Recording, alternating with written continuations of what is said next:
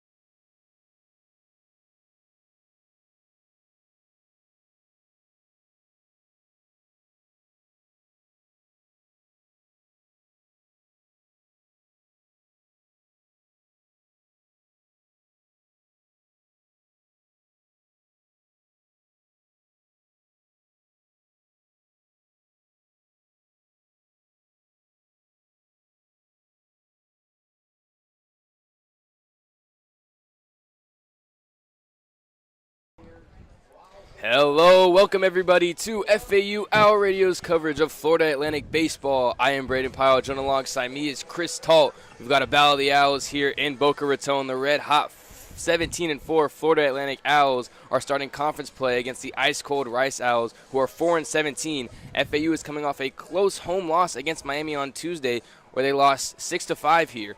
Headed into the game on Tuesday, FAU was on a 7-game win streak, and they're looking to start up another win streak here tonight against Rice. Chris, what are some keys to today's game for both teams? Thank you, Brayden, for that lovely introduction for tonight's game. Of course. You're right, building off of the records, it's crucial for FAU to get off to a good start here against a struggling Rice team who's 4-17 compared to FAU's 17-14. So the starting pitching matchup tonight for both sides is Davion Hickson for Rice. He comes in with a 3.06 ERA. He's 0-2 in 17 2/3 innings pitched and has 27 strikeouts for Rice. And for FAU, it is lefty ace sophomore Trey Beard. He comes into this game at 3-0 with a 2 ERA, 52 strikeouts as well, which is second in all of NCAA right now. So strikeout machine and dominant ace for the Owls. Switching over to the offensive sides for both teams, Rice is led by Brayden West, who is hitting .346, and their designated hitter, Blaine Brown, who has 1 home run and 11 RBIs. For FAU, the offense has been clicking all year long, off to a 17-4 start, and John Schroeder has started to wake up in a large way for FAU, building off of the series against Bradley and the weekday game against Miami. He's up to a .268 batting average after hitting probably about 200 Yeah, he was sub 100. Sub 100 for a while, and now up to 268. And then Jake Dewar in the 2-hole has been doing it all season long. Average is at 448, and this FAU lineup loves to get on base. I mean, starting with Lipsy and going all the way through, they just consistently get on base. So it's going to be interesting to see what happens, and hopefully the FAU Owls can let's not mix up the Owls. Hopefully FAU can get off to a good start in conference play here, because every game now from here on out, every game is important, but especially these conference games. You want to get off to a fast start and capitalize off of this Rice team. And conference play matters almost entirely when it comes to the conference tournament. But just to piggyback off of what you said, first off, John Schroeder has been playing out of his mind. I mean, we really can't emphasize. He won AAC Player of the Week last week. He hit, was it 2 home runs? In that series in a game against Bradley, and then against Miami had another home run as well. He has just been on fire ever since he became a switch hitter. And I feel like I've said this throughout all the games so far. He was the last hitter we needed to see get hot. And heading into this year, he was the guy who if you had to pick, you would have said would be carrying the lineup all year long. And now that he's finally hot, it adds that much of a deeper spot to this team where everybody's going. Yeah, I don't think there's not one player on this team struggling. That's the thing is, it seemed as if it couldn't get better for the bats, right? We have Lipsy lead off and Dewar. I mean, they're on base almost all the time. Really, if one of them isn't getting on base, the other is, and sometimes both of them are getting on base. They are both almost statistically speaking on base half the time. Yeah, no, I think Lipsy has like a 6.6. Yeah, I have it right here. A 6.05 on base for Lipsy and a 5.24 on base for Dewar. So, I mean, statistically speaking, they are more likely to both be on base than neither of them to be on base. It's really crazy. And like you said, Schroeder off to a cold start, but all these other bats, and they have so much depth as well. I mean, John Martinez, who's batting in the 3-hole tonight, has not even started some games, right? We have Kyle Boyson, a true freshman. He's batting around 500. So much depth. And you could go to catcher too with Aiden Garcia and Dylan LaPointe. They're both sharing time, and they're both hitting great. And Jake Millen at first, he's at a 241 batting average, but he's had some moments this year where he's hit very well. And then you go further down, LaRue, he's got a 288 average out of the 9-hole, and he's got a couple home runs slow too as well. He started off, I think he was 0 for 9 in his first 9 at-bats. So it's definitely going to be interesting to see if FAU could ride this momentum into conference play and capitalize off of this Rice team this evening. With all this hitting talk we've done, I feel like we haven't put enough emphasis on perhaps maybe the best player on this team. I mean, positional value aside, Trey Beard might be the best player on this team. He is going to this year, and he is a sophomore, and this year and next year, he is already turning heads on the MLB side of all the draft potential with the lefty throws, probably tops out 94. Yeah. And strikeout pitcher from the left side. With So command as well, and that's such a hard thing because you see a lot of lefties, they have disgusting stuff. They just can't really control it sometimes. He can pinpoint any pitch at any time. He's been an honorable mention for AAC Player of the Week 3 times this year. Like you said, he's second in Division I in strikeouts. He's just been on a tear. He's been insane all year long. just like the rest of this whole FAU team, been on a tear. 17-4 to start the year. Yeah. As much as I would love to glaze and talk about our team, we do have to go to break. I mean, this weekend series ends a 9-game homestand for FAU, and they're going to take 8 straight on the road after this weekend series against Rice. I mean, like I said, the bats have just lifted them to the 17-4 start, and I can't, emphasize how much we're going to see that today. And Rice has struggled with their pitching, but next up is lineups and first pitch. Brayden, Pyle, and Chris Talt will be back on FAU Hour Radio on YouTube.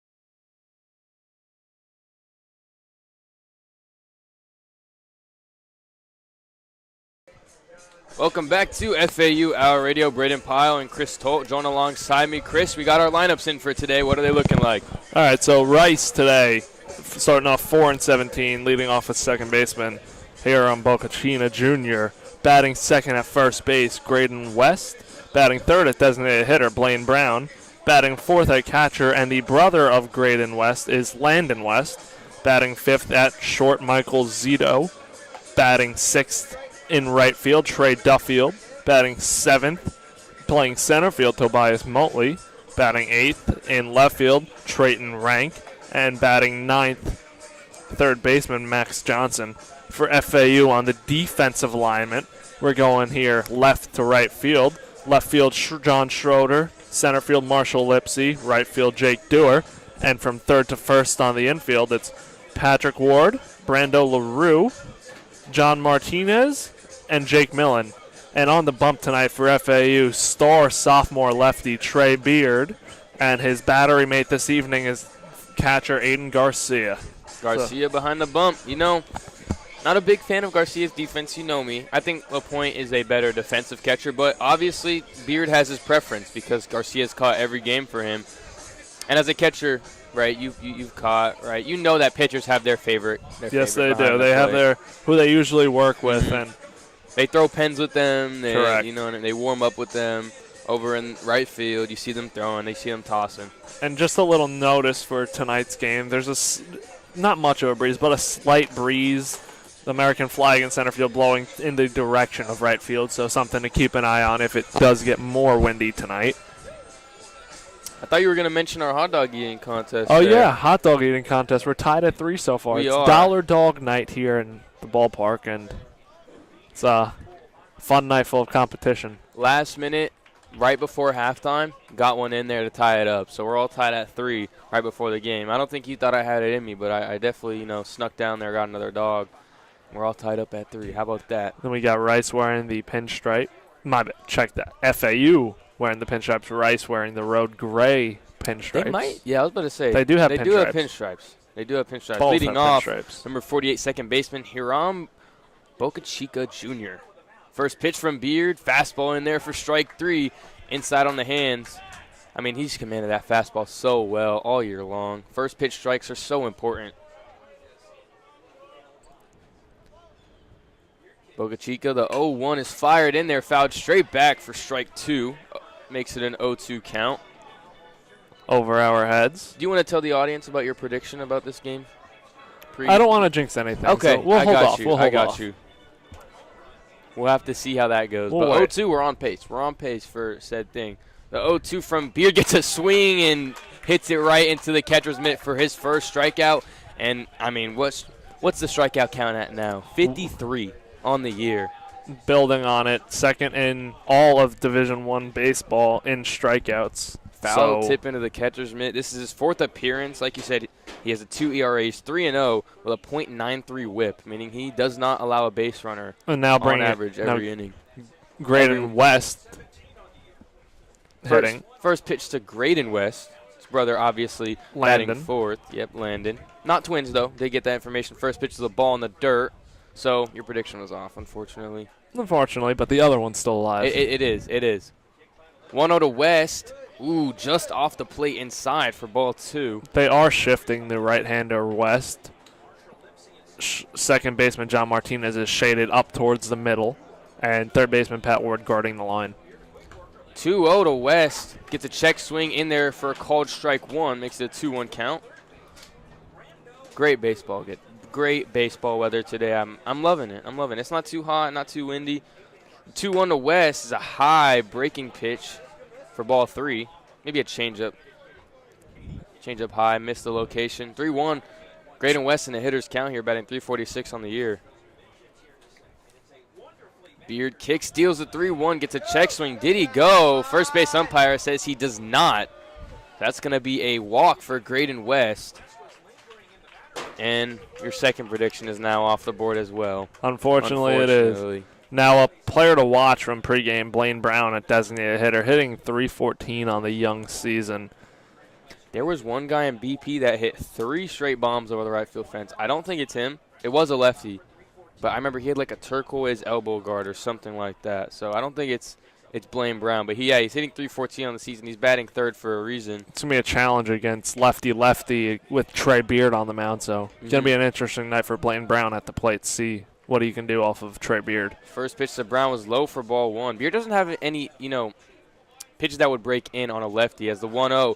West is going for second. Garcia, the throw is in there in time. Called out at second base. A great throw on the throwdown from Aiden Garcia for out number 2. It was a ball, so it is a 2-0 count, but now 2 outs after Brayden West was caught stealing at second. Great throw from Aiden Garcia, right on the money. What's the pop time estimate, you think? What was that pop time? I'd say... I'll give you some time to think. 2-0. Oh, and that is smoked. If it's fair, it's gone. And it hooks, and it's fair. It's gone. A first-inning home run from Blaine Brown on a 2-0 count and gets Rice on the board early. They're up 1-0 now.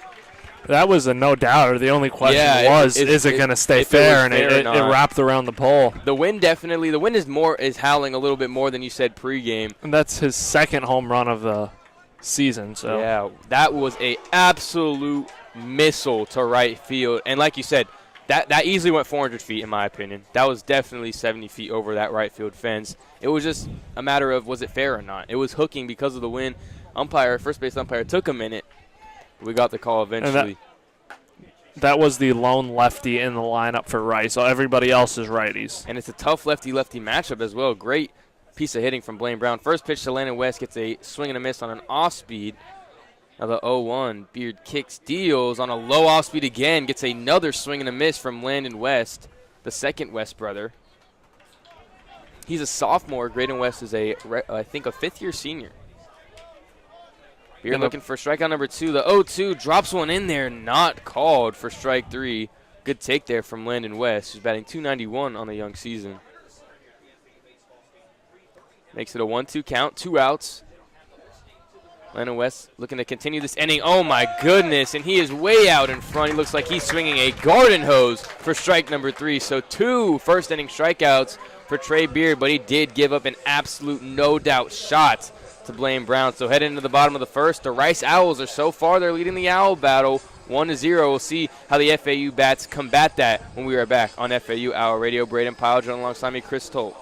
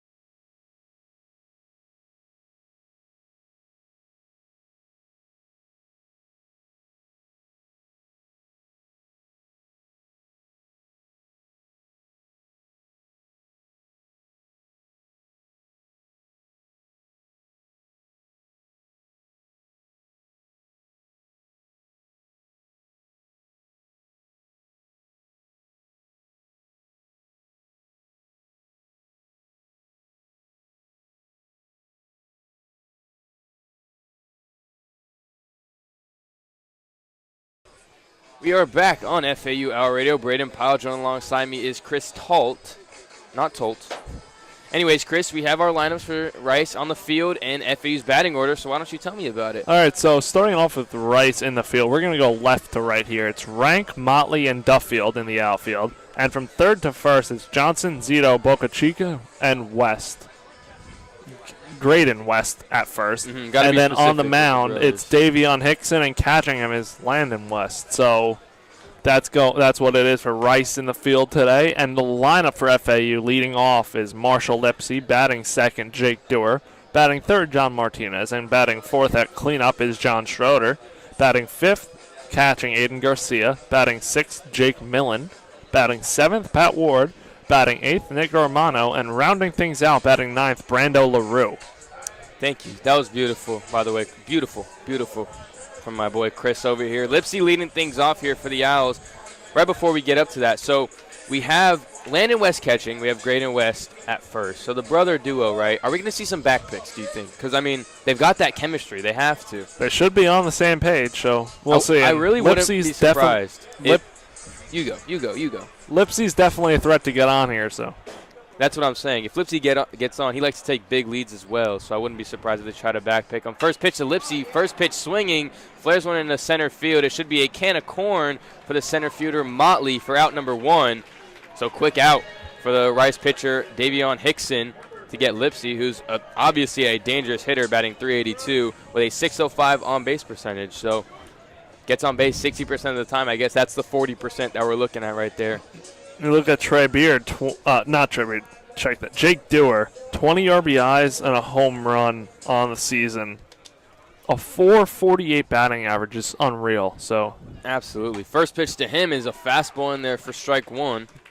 Davion Hickson, a hard-throwing right-hander, fastball slider, changeup mix. Transferred a couple of years ago from Florida State. Tops out high 90s. Definitely has some gasolina in his arsenal as another fastball is fired in there, and Dewar is down early 0-2.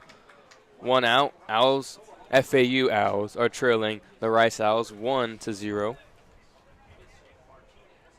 Hickson the 0-2. Kick steals to Dewar, rides him inside for ball 1.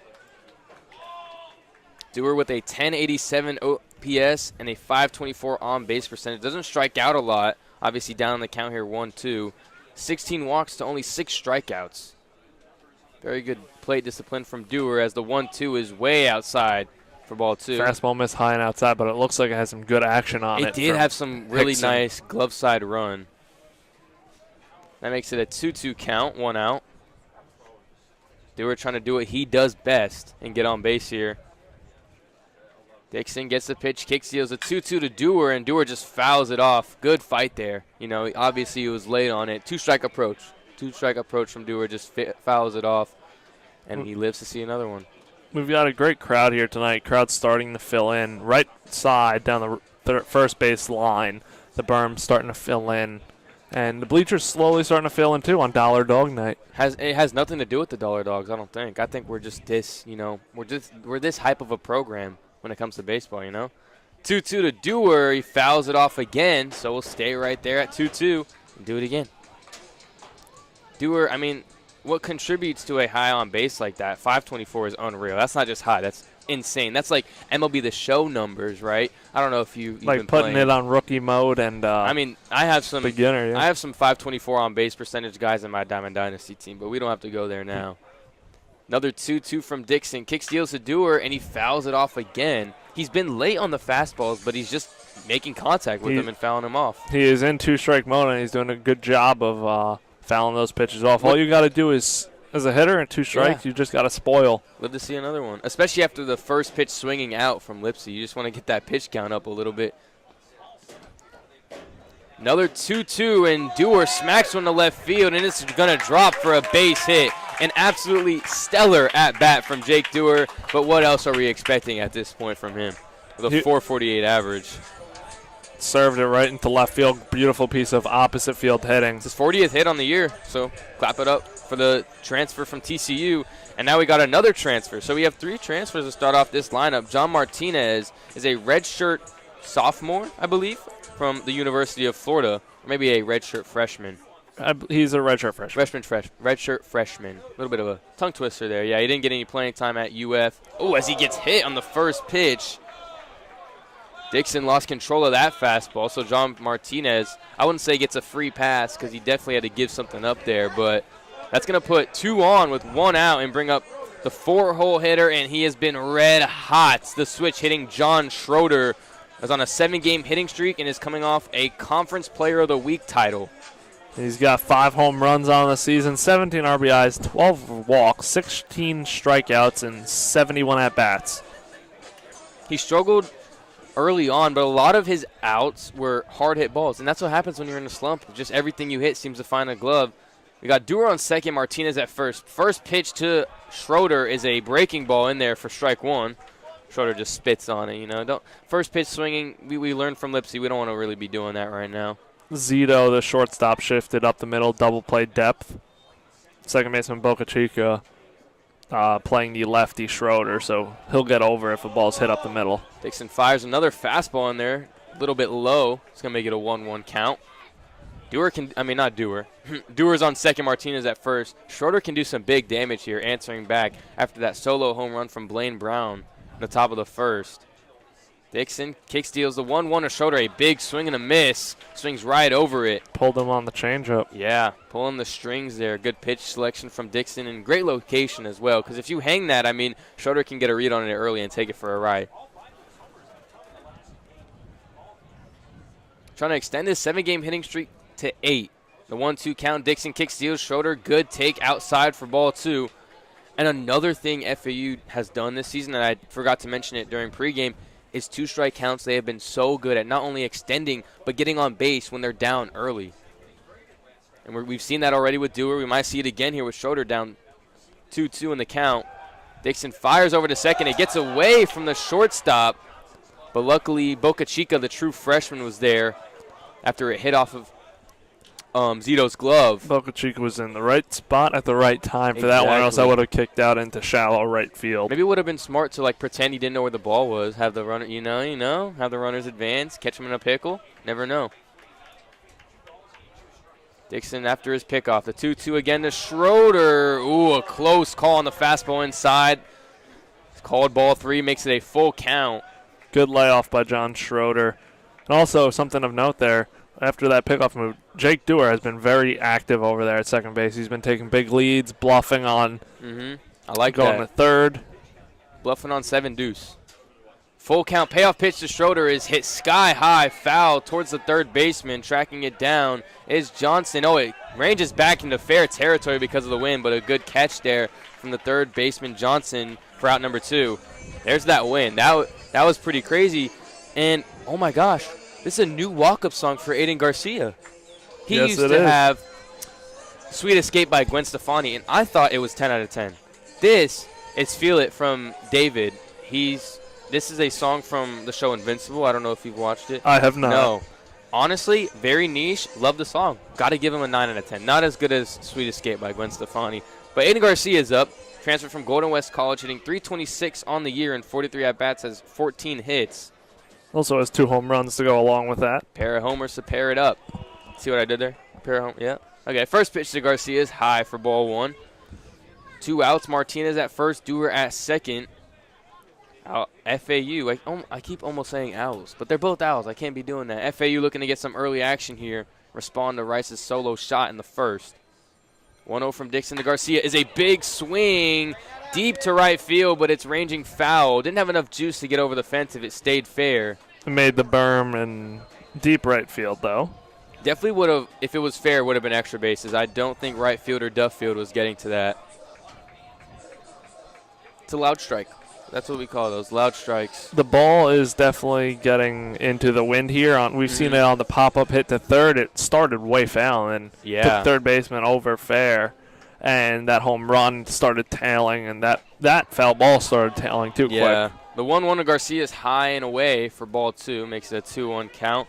And I will say, props to Max Johnson over there at third. I mean, he must be in there because of his glove. He's only batting .148, and he's 8th in the lineup. But that's a tough play. With the wind and the backspin on the ball, that's a really tough play to make. 2-1 to Garcia, a swinging foul ball into the netting behind home plate. Makes it a 2-2 count.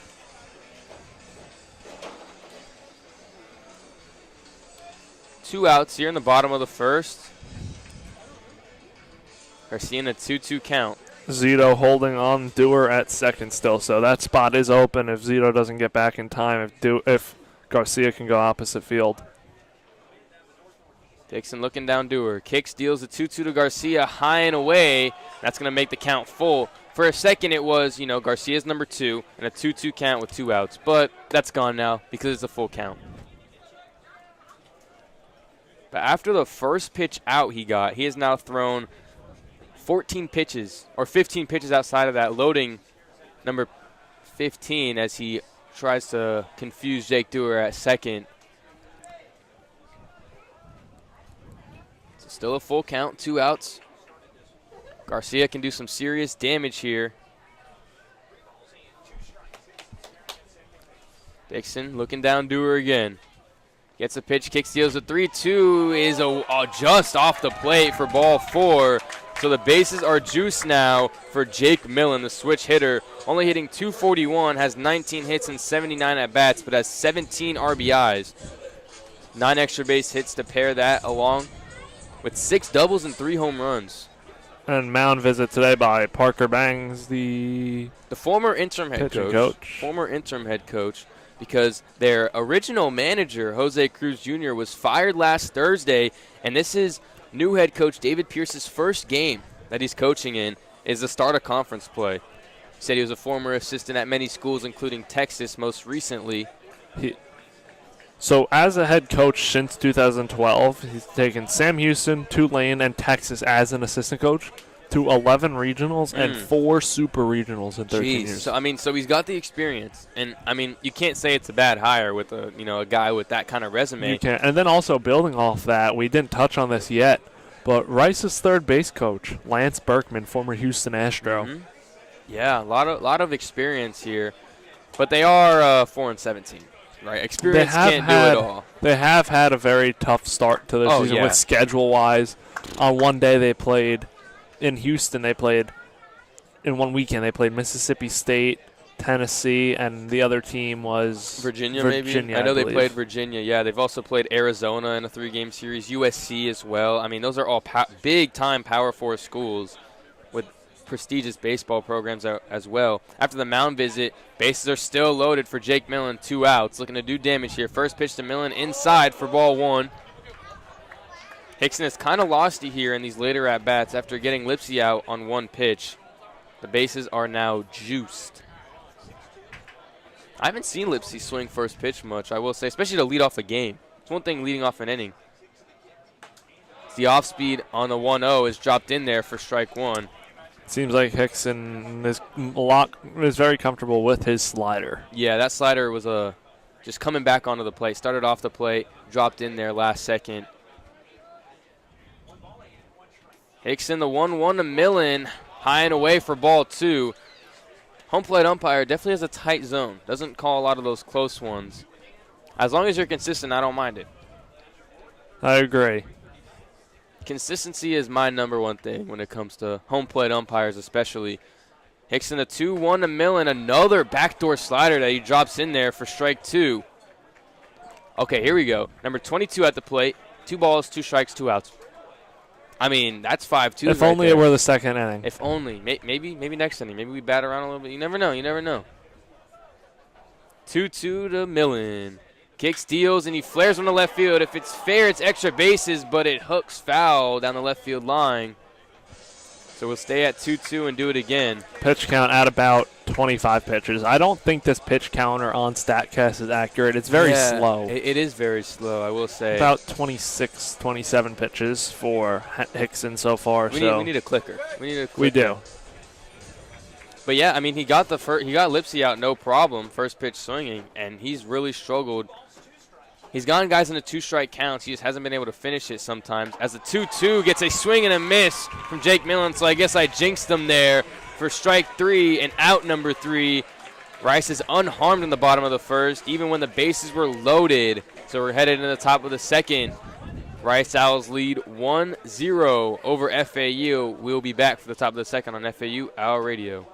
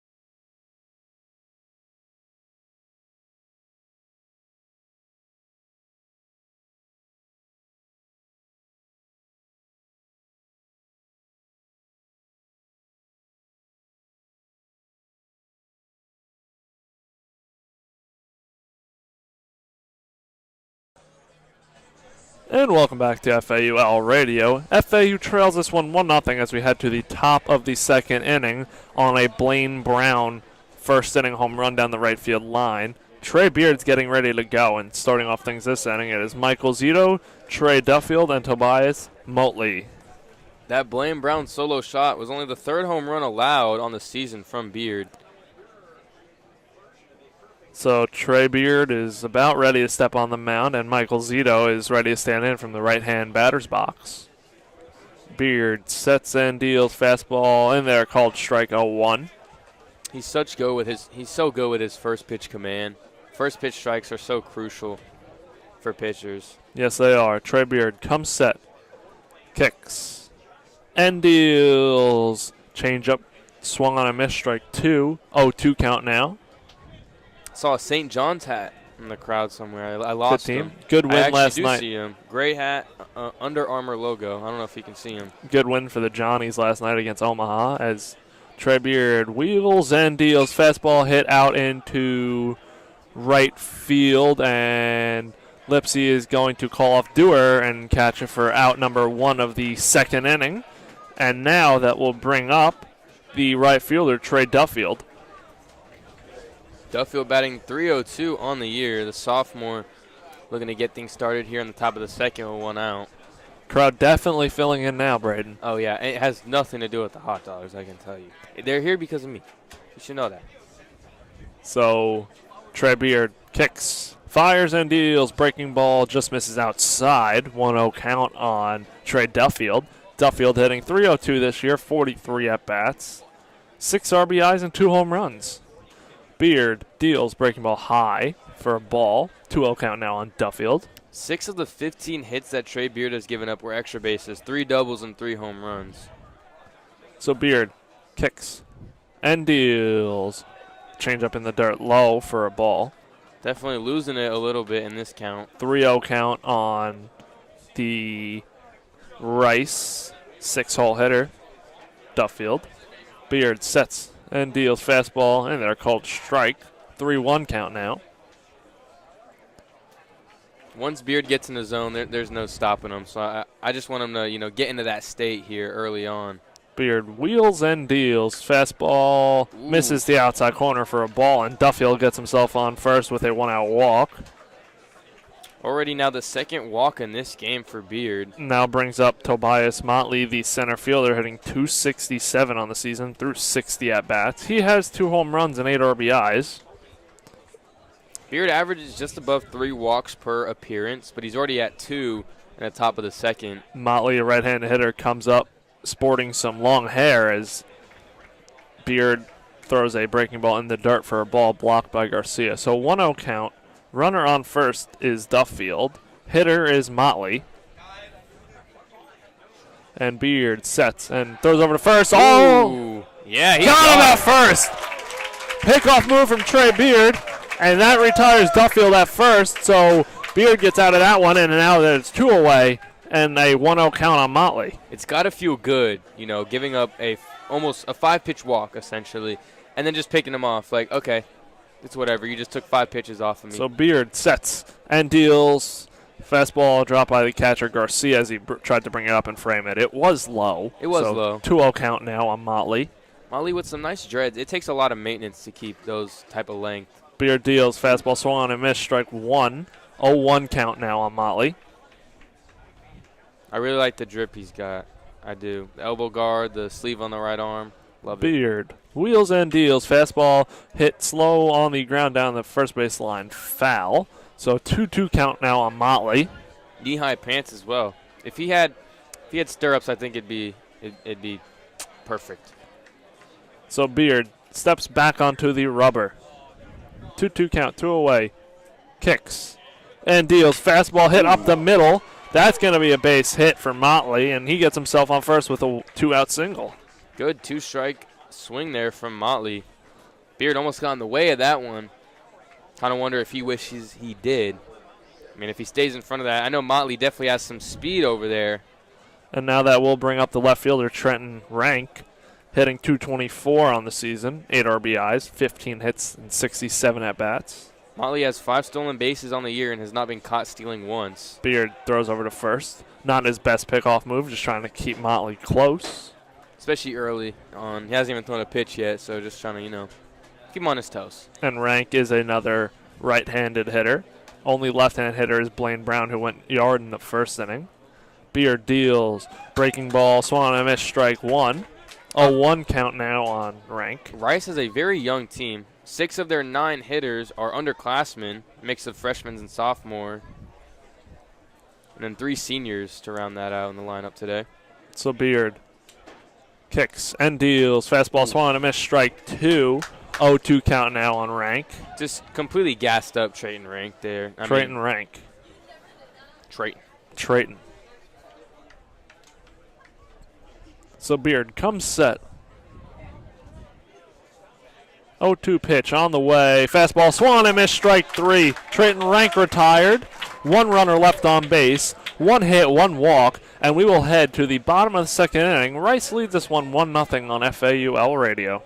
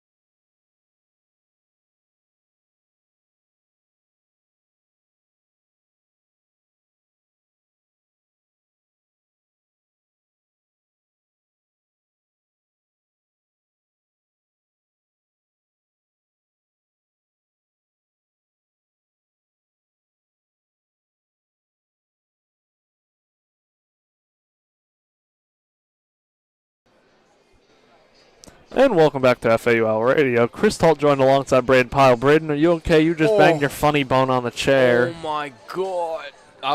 So breakdown, I retracted my arm from, coming back live, and I just absolutely railed my funny bone on the chair, but I'm good. Good. Good thing you're good. So I'm just slightly crippled for the rest of this inning. For the Owls this inning, it's 7, 8, 9, Pat Ward, Nick Romano, and Brando LaRue. And then if anyone gets on, hopefully, turn it over to the top and Marshall Lipsy. So I got a prediction. I have a prediction. Okay, so here's what's going to happen. Play-by-play prediction as well. So Ward is going to get a backside double and a 2-strike count. Romano's going to ground out and advance Ward to third. LaRue's going to hit another double, and then Lipsy's going to hit a home run. Well, I will say Ward is a doubles machine, has 6 on the year. So Hickson is ready and deals fastball for a ball inside. 1-0 count on Pat Ward. These Owls love to just be patient. I mean, we've seen it already. Hickson's pitch count already at 28. Hickson wheels and deals fastball in there, called strike. 1-1 count now on Pat Ward. If FAU doesn't like it, they're not swinging. That's what I'm trying to get at, especially like right there. Ward gets a hittable fastball in the zone, but just not his cup of tea. He's just going to lay off of it for now. Davion Hickson wheels and deals. Pitches fouled off over our heads back here into the concourse behind us. 1-2 count. Pat Ward, Owls utility man, can play all over. Outfield, third base, shortstop, and second, playing third tonight. Hickson is ready. Wheels and deals. Breaking ball hit on the line. Fair down the third base line. Pat Ward's hustling to second. And he is going to slide feet first in there for a double. Oh, my goodness, ladies and gents. On a 2-strike count as well. Oh, my goodness. I'm 1 for 1. I'm 1 for 1. Beautiful. Now we bring up Nick Romano, the 8-hole hitter from FAU. He's designated hitter this evening. And Pat Ward on second to start things off here, ripping it down the third base line. I did say backside double, but it was still down. A double. It was still down a double. the other line. It was down the other line. I'm still sorry. A double. I'm sorry. So Hickson comes set from the stretch.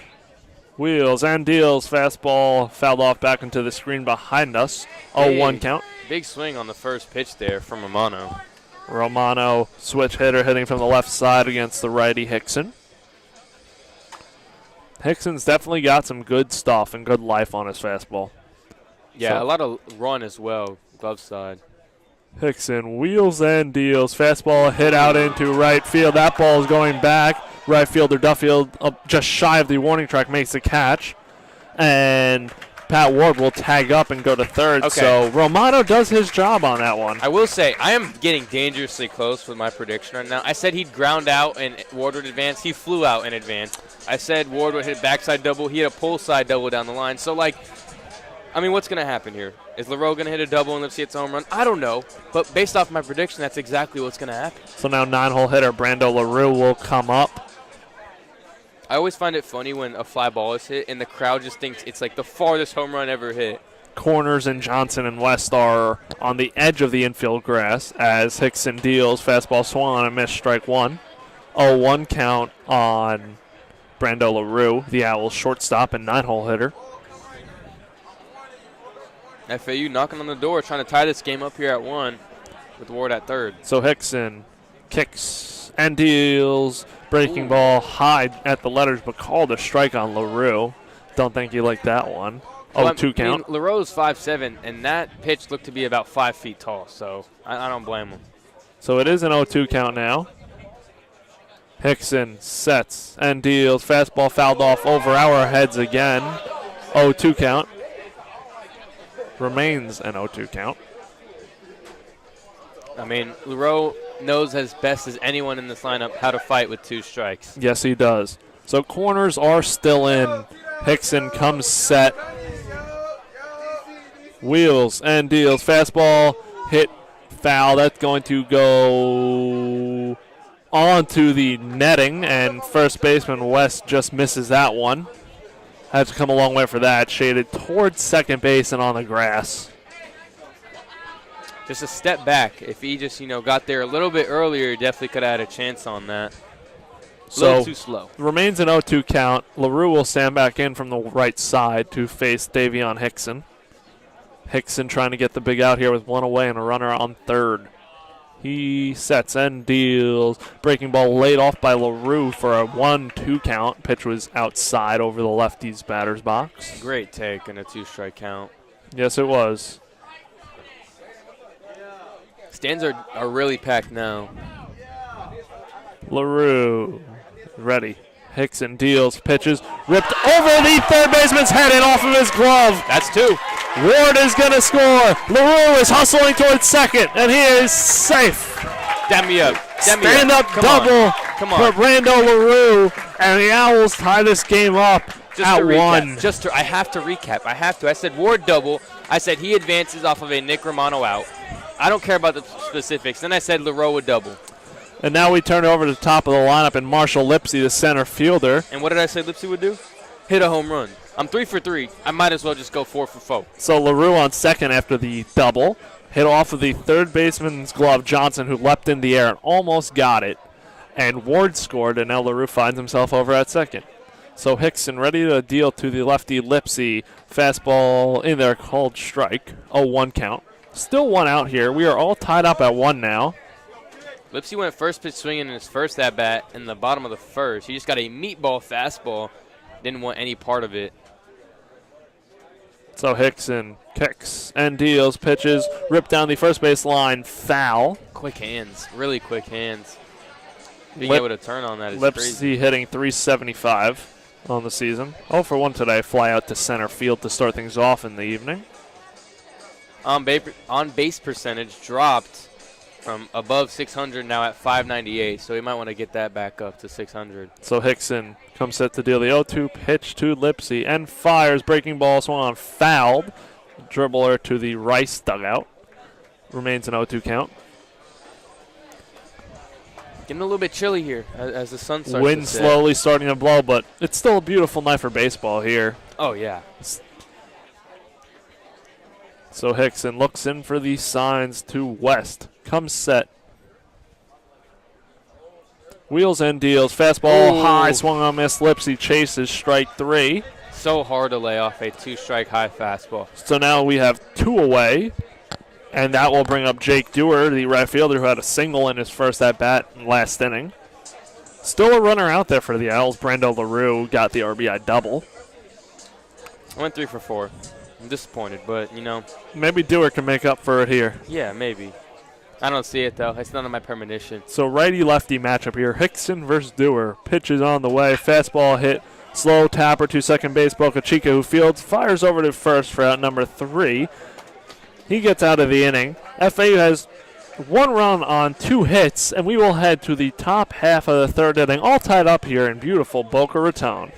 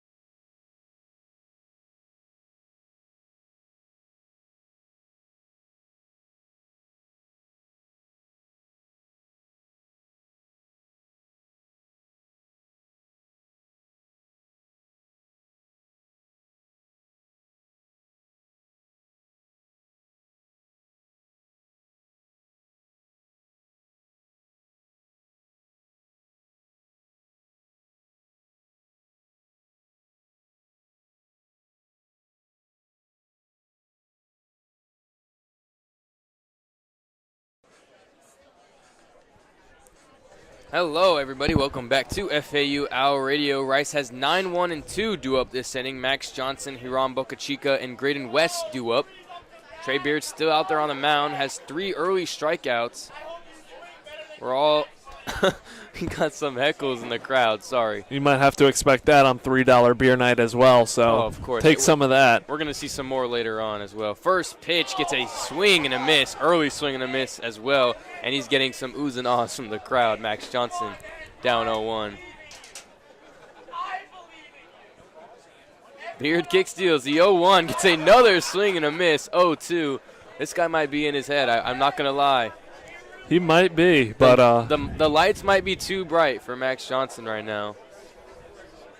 Beard gets a sign. 0-2 kick steals. Gets another swing and a miss. A 3-pitch, 3-strike strikeout for Trey Beard to start the top of the third. And on the Trey Beard strikeout counter, that's strikeout number 4 on the evening. He's got foe. He's got foe.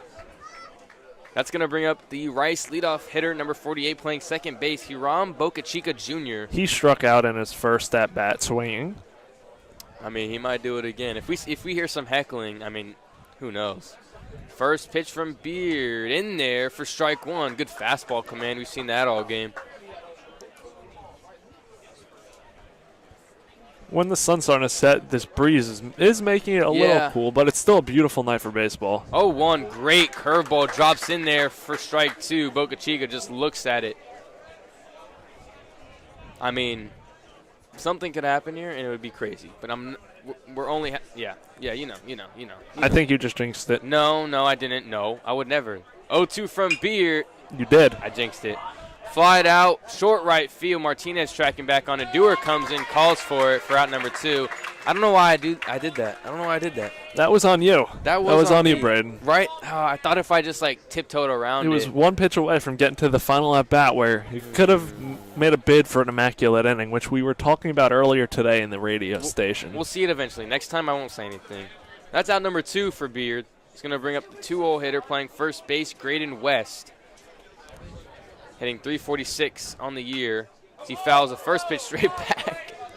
Couple flinchers in the crowd. It always makes me laugh at the crowd reactions, especially when a lot of people here aren't don't really come to baseball games a lot. So a deep fly ball, they're thinking, oh my God, it's 500 feet, that's gone. Correct. And a foul ball straight back in the net, and they're like, oh my gosh, I'm literally about to get hit in the face. Yep, that is correct. But but not me. I'm too cold. I'm too cold for all that. 0-1 count to Brayden West, batting .346, like I said, walked in the first. 0-1 spikes a curveball, I can assume, about 3 feet before home plate. I love the bat, though. Is that a Marucci Cat X? It is. There we go. Yeah, that's ball knowledge right there.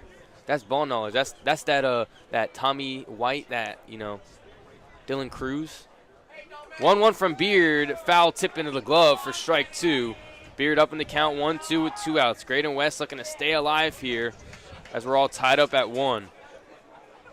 Beard's ready to go. Like we said, he works fast.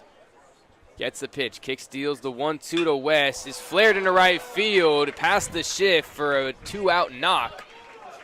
Brayden West, a good 2-strike approach and a great 2-strike hit. That's going to bring up a dangerous hitter, as we've already seen in Blaine Brown. So Brayden West gets on for his second time in the game. He had a walk and a caught stealing in the first inning, and now gets on with the single. Yeah, and him getting caught stealing might have affected this ball game, because if he doesn't get caught stealing, that would be a 2-run home run from Blaine Brown. As he's first pitch swinging, ropes one into right field to Dewar, fields it cleanly. West heading for third. That's going to make it runners on the corners with 2 outs after 2 back-to-back 2-out singles. That's going to bring up Landon West. He's got a great lefty swing. So quick. Very quick. That one was hard hit. I mean, I think that one was towards down the line. That one, if that one's hit slower, he could have had a double on that too. Yeah, it was just both of these hits by Blaine Brown have been very hard hit on the barrel. I am very impressed. He's a freshman as well, so very Correct. young guy. Such a snappy swing, like so quick on the hands. His hips get to it. He stays, solid in his swing, doesn't go out in front. First pitch to the brother Landon West is a ball low in the dirt. Makes it a 1-0 count. Runners on the corners. Brayden West at third, Blaine Brown at first. Landon West looking to drive in his brother here with 2 outs at the top of the third. Beard the 1-0, gets a early swing and a miss from West. Pulling West's string there on the off speed. Got some more heckling going on. I love it, though. That's home field advantage right there. Might be all night long tonight, and we're only in the third. It should be. I mean, it's $3 beer, $1 hot dog night. It's got to go. 1-1 from Beard. West looks at it for strike 2. Great fastball there on the outside part of the plate. Beard working in reverse, going with his breaking ball changeup early in the counts and then freezing them on the fastballs. Landon West looking to add some damage. Beard looking to get out of this inning unscathed. Gets the pitch. Fires over to first, picks off Blaine Brown. He's in there safe. No real threat there. No real threat. Just, I don't know why pitchers do that, but something psychological.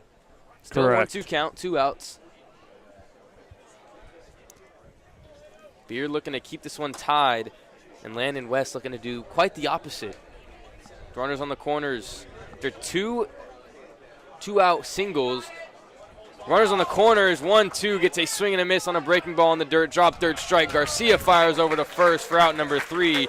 That is strikeout number 5 for Trey Beard through 3 innings, making his total on the season 57 strikeouts. How about Trey Beard? And great block there by Garcia, keeping that breaking ball in front of him and getting the put out at first. He's definitely redeemed himself in my book, because that one time. Anyways. Was a great job there by Garcia and Beard to get out of that. Yeah, really good off speed there in the dirt, breaking ball. So we're still tied at 1, heading into the bottom of the third. Rice and FAU, the Battle of the Owls, will be back for the bottom of the third on FAU Owl Radio.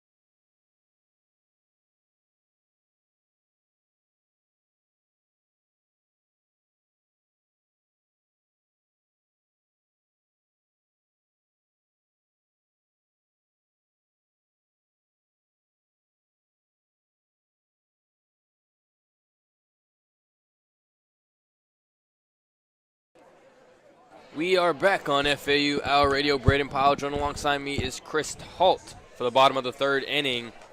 Leading off for the Owls is John Martinez, who was hit by a pitch and was stranded at second when the Owls had bases loaded in the bottom of the first. Also, may I add quick, great warm-up song here, Black Betty. My former music teacher, Mr. Santoro, in elementary school was in that band. So, Whoa, interesting lore drop there. I like that. Good warm-up song. Yeah. Owls got 3, 4, 5 due up. Martinez, Schroeder, and Garcia for the bottom of the third. Martinez batting .387 on the year with a .448 on base. Hits .467 when he's put in to a leadoff position in the top of the inning. He has 12 extra base hits this year with 10 doubles. Double machine, John Martinez. 10 of his 29 hits have been doubles. Don't see that too often. First pitch is a slider just off the plate for ball one to Martinez. Good eye there, good spit. I will say it is a lot easier to lay off that pitch on the first pitch. If he worked in a fastball and then worked off of that, slider off the plate, would have worked a little bit better. But he goes to the fastball there in a 1-0 count, gets a swing and a miss on Martinez. 47 pitches from Davion Hickson so far into the third inning. Not a bad spot. Not at all, not at all. If he can get out of this inning efficiently, he'll stay in for, I mean, as it's going, probably the fifth inning as the 1-1 is low for ball two. I mean, Hickson looks like the guy that could easily throw 80 pitches, so I can see him going decently deep into this game. Definitely the ace of Rice. That's what the Friday night guys are for, as the 2-1 is a fastball in there for strike two. Gets a swing and a miss from Martinez. But the Owls love to fight in these two-strike counts. Yes, they do. They do a good job of protecting. 2-2, Hickson fires one of Martinez, lifted to shallow left center field. Rank ranging back on it, and he makes the play for out number one. That's going to bring out Mr. Not Enough, John Schroeder. Won AAC Player of the Week last week. It's on a 7-game hitting streak. And he's up with one out. No one on the base path. I'm thinking solo shot here, Chris. I think he goes yard here. Has 5 on the year. First pitch is outside for a ball. Schroeder has 16 strikeouts, so he's definitely struggled in that department. Only 12 walks, has 17 RBIs and 19 hits in 72 at-bats. 1-0 from Hickson is hit sky high, foul territory in left field. Johnson ranging in on it. 3 guys. Shortstop Zito calls him off, and he drops it. They're going to say it was foul, but Schroeder's running to third like it was fair. Hard to tell, though, if it was fair or not because, you know, his glove touched it and then it went back into fair territory. We'll say Schroeder was moving on that one. He was booking it. He would have gotten a Little League home run for sure. He was booking it. I mean, like I said, he was ready to hit an inside the Parker right then and there. Yes, he was. Hopefully he's not too winded now to step back into the box. I think that's what this little, he's like, oh, let me catch my breath. Let me count these checks. As Garcia went out there to calm him down. On my ex, yeah. Lil Uzi, shout out. Anyways, 1-1 count. Second life. Hickson kick steals a Schroeder. Inside fastball. Doesn't get enough of the plate for ball two. 2-1. 1 out. Schroeder at the plate. Hickson just threw his 50th pitch. Pending number 51 here as he kicks, deals to Schroeder. Early swing, hits it off, I believe, his inner thigh or inner calf. Those ones hurt. Yeah, they got to. Makes it a 2-2 count with 1 out. Gets another breather. Gets some time to get his thoughts together. Chris, if I'm not mistaken, you play club baseball, correct? Correct. Yeah, so what is your two-strike approach, real quick? Just shorten up and choke up on the bat. And do you go no leg kick, no, you're already loaded? Yes. Preload? I try to limit it like that. That's really what you got, especially against a harder thrower. You got to know that you just got to battle and put the ball in play. You got to preload choke up a little bit. And that's what FAU does a very good job of. Except there when John Schroeder on the 2-2 gets a swing and a miss for strikeout number 3 for Davion Hickson's and out number 2. Again, that was some very good case. That was fastball, if I'm not mistaken, and good cutting action away from the lefty hitters. That's why Schroeder waved at that. He's a very disciplined guy. I know I said he had 16 strikeouts headed into that plate appearance, but I mean, you don't see him swinging at stuff like that unless it's, like that. That was disgusting. Yes, Too it much was. glove side run. I mean, it started on the plate and just breaks off. It's going to bring up Aiden Garcia for his second at bat. Walked in the first. First pitch to him is high for ball 1. 1-0 count. He was stranded at first when the FAU Owls had bases loaded. Davion Hickson, the 1-0 to Garcia. Fastball high and away for ball 2. Garcia, I mean, we saw two out hits from Rice. Can we see the same for FAU? Who knows? They're really good with 2 outs. Garcia isn't, batting .200 with 2 outs. 2-0 to him, low for ball 3. Good layoff by Garcia, not biting on that 2-0 pitch. Garcia's a very disciplined hitter, has 21 walks on the year compared to 12 strikeouts, and has a .561 on base. Auto take here, definitely a red light. 3-0 from Hickson is high for ball 4. So, I mean, he gets a gimme strikeout or a gimme strike opportunity there and just lets it get away from him. Pitch wasn't even close, and now you got Jake Millen, who struck out swinging in his first at-bat to end the first inning. Hopefully he can redeem himself here. Yeah, Millen and Garcia are quite opposites. 25 strikeouts now on the year for Millen with only 11 walks. So he definitely needs to improve his discipline at the plate. Still a dangerous hitter, even though he's only batting .237. Correct. Has a .364 on base. Hickson picks off the first for Garcia. No stress there for the catcher. He's back in safely. I love the heckles. I mean, we need some more variety, though. These are kind of weak. I've heard some way better ones in my high school dugout. Hickson, first pitch. Kick steals to Millen. Gets a swing and a miss for strike 1. Like, these are like... Pulled him on the breaking ball there. These are like, we want a pitcher, not a belly itcher type heckles. I need some more, like, find out who his girlfriend is and, scream her name. That's what we used to do. We'd find out who the pitcher's girlfriend was or whatever and just start screaming her name. 0-1 to Millen, outside for ball 1. Still a good fastball command there from Davion Hickson. That was pitch number 60 on the night for him. He started this inning at 40, right? 45. 45. Hickson on the rubber. Millen on a 1-1 count, 2 outs. Kick steals. Hickson fires a great pitch in there for strike number 2. Makes it a 1-2 count with 2 outs. Millen has 9 extra base hits on the year, 6 doubles and 3 home runs with 17 RBIs. He's came around to score 20 times as well. Hickson fires over to first, trying to pick off Aiden Garcia. And also the shift on Millen is Zito up the middle, almost behind the second base bag, just a little bit to the left of it. And second baseman Boca Chica pretty much in normal range. Third baseman Johnson is toward shortstop as well. Oh, 1-2. Great fastball from Davion Hickson with that rising and cut action glove side. Gets a swing and a miss from Jake Millen. So we're going to head to the top of the 4th, still tied at 1 in the Battle of the Owls here in Boca Raton. I'm Brayden Pyle, and you are Chris Talt. You are Chris Talt, yeah. We'll be back on FAU Owl Radio on YouTube.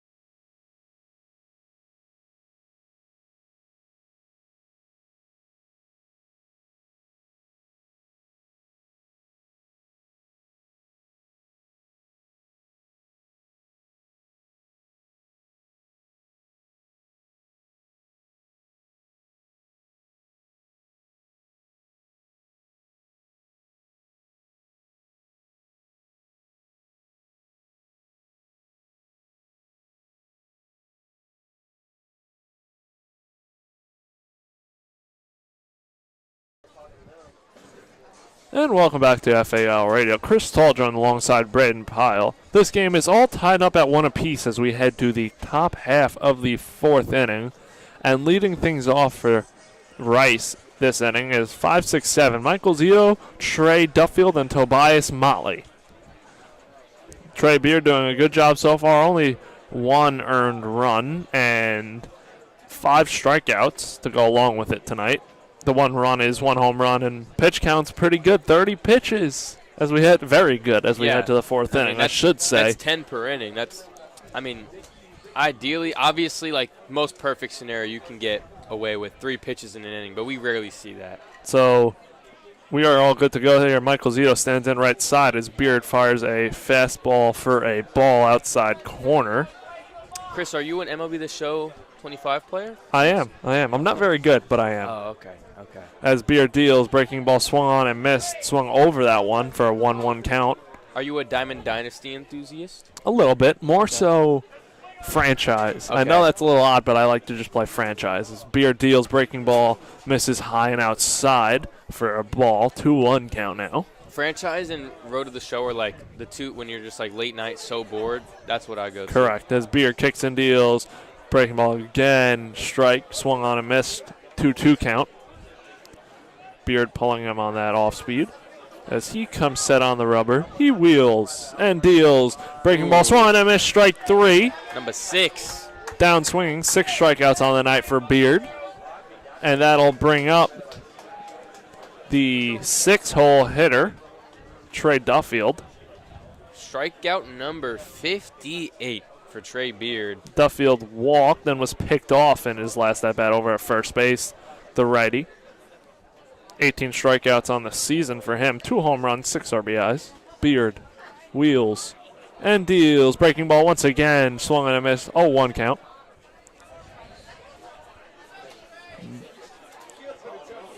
Beard sets. Kicks.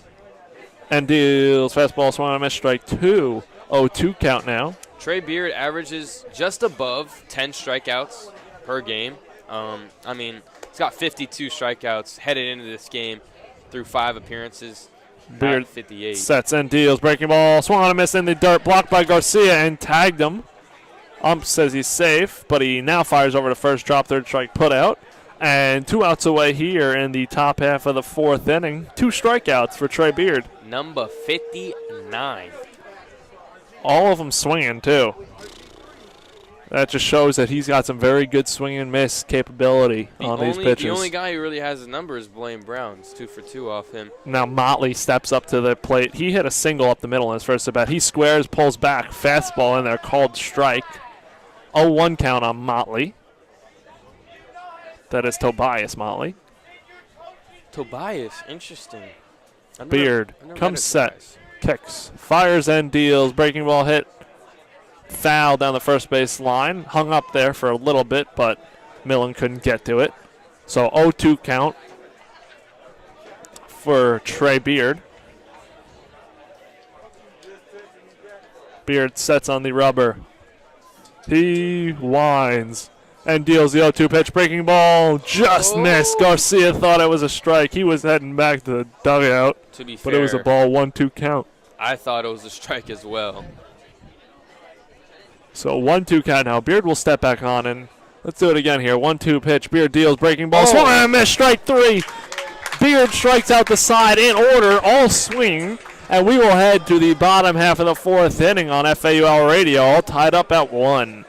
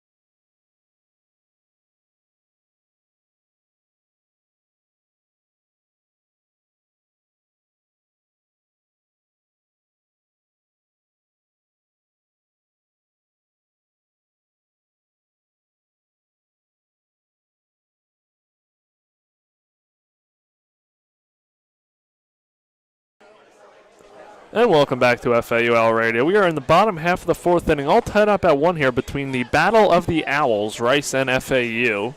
Leading off this inning for the Owls, 7-8-9, Pat Ward, Nick Romano, and Brando LaRue. I got to patent that Battle of the Owls. I got to patent that, get my check. If people ever try to use it. Davion Hickson still out there, 63 pitches as we are in the fourth inning now. 63 pitches, 4 strikeouts, 1 earned run, 3 hits, and 2 walks, the line so far on Hickson. Hickson's 0-2 on the year.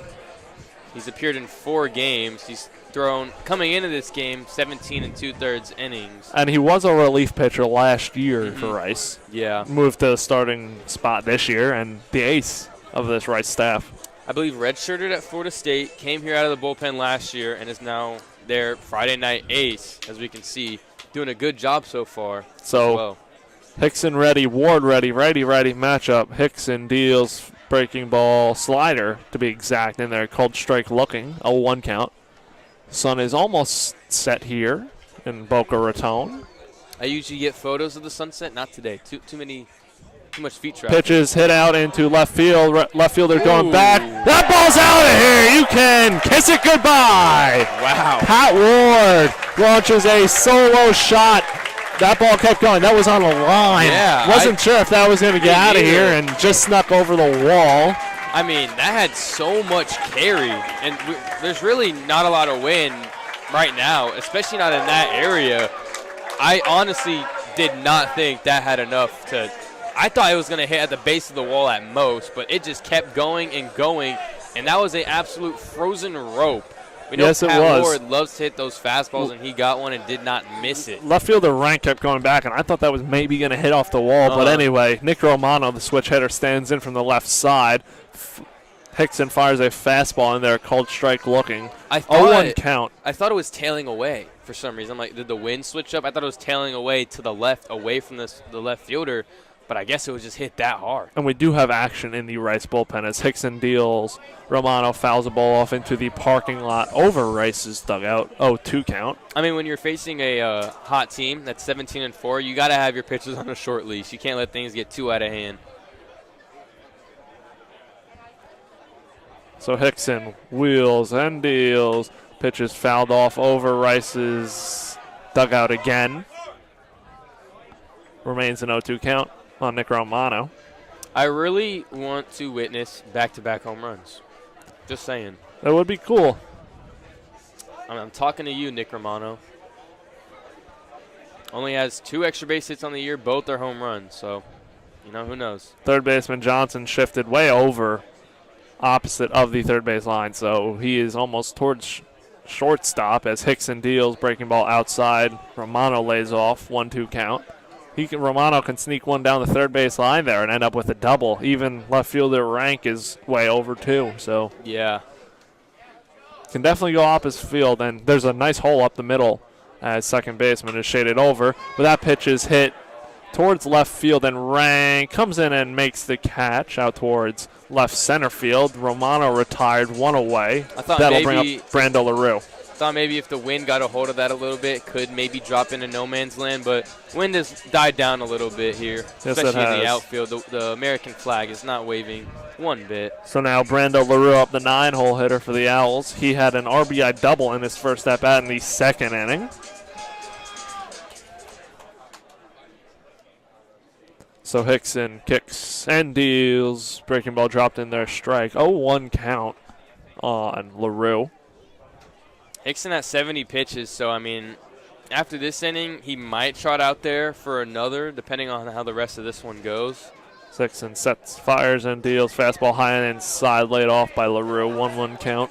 But it's not far-fetched to say that this might be Hickson's last couple batters he will face. That is correct. It could be. Again, we don't know how built up he is. We haven't seen Rice play, so that remains to be seen. Hickson deals, pitches, grounded up the middle for a base hit by Brando LaRue. He's on with his second hit of the game, and that'll turn it over to the top of the lineup and Marshall Lipsy.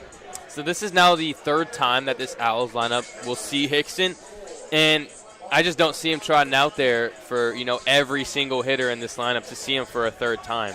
And it looks like they are going to stick with him against Marshall Lipsy, who Hickson has had his number through so far in this game through 2 at-bats. Yeah. Fly out and a strikeout. With a double play opportunity as well. He can easily get out of it. I'm just saying I don't think he goes out to face, Dewar and Martinez for a third Correct. time. And Schroeder as well. LaRue a threat to go. 7 stolen bases. No caught stealings. Hickson deals fastball outside, laid off by Lipsy. 1-0 count.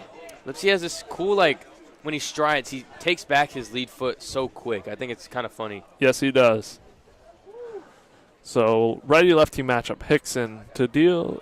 Throws over to first as LaRue slides back in head first. Safe. Some heckles. Still kind of mid. We need more personal shots. Get him off of his game. Hickson deals. Change up, swung on and missed by Lipsy. Hard swing on that one and gets him on that. So 1-1 count. 1 out. LaRue leads off of first. I think now would be the time to go if you're LaRue. Hickson kicks and deals.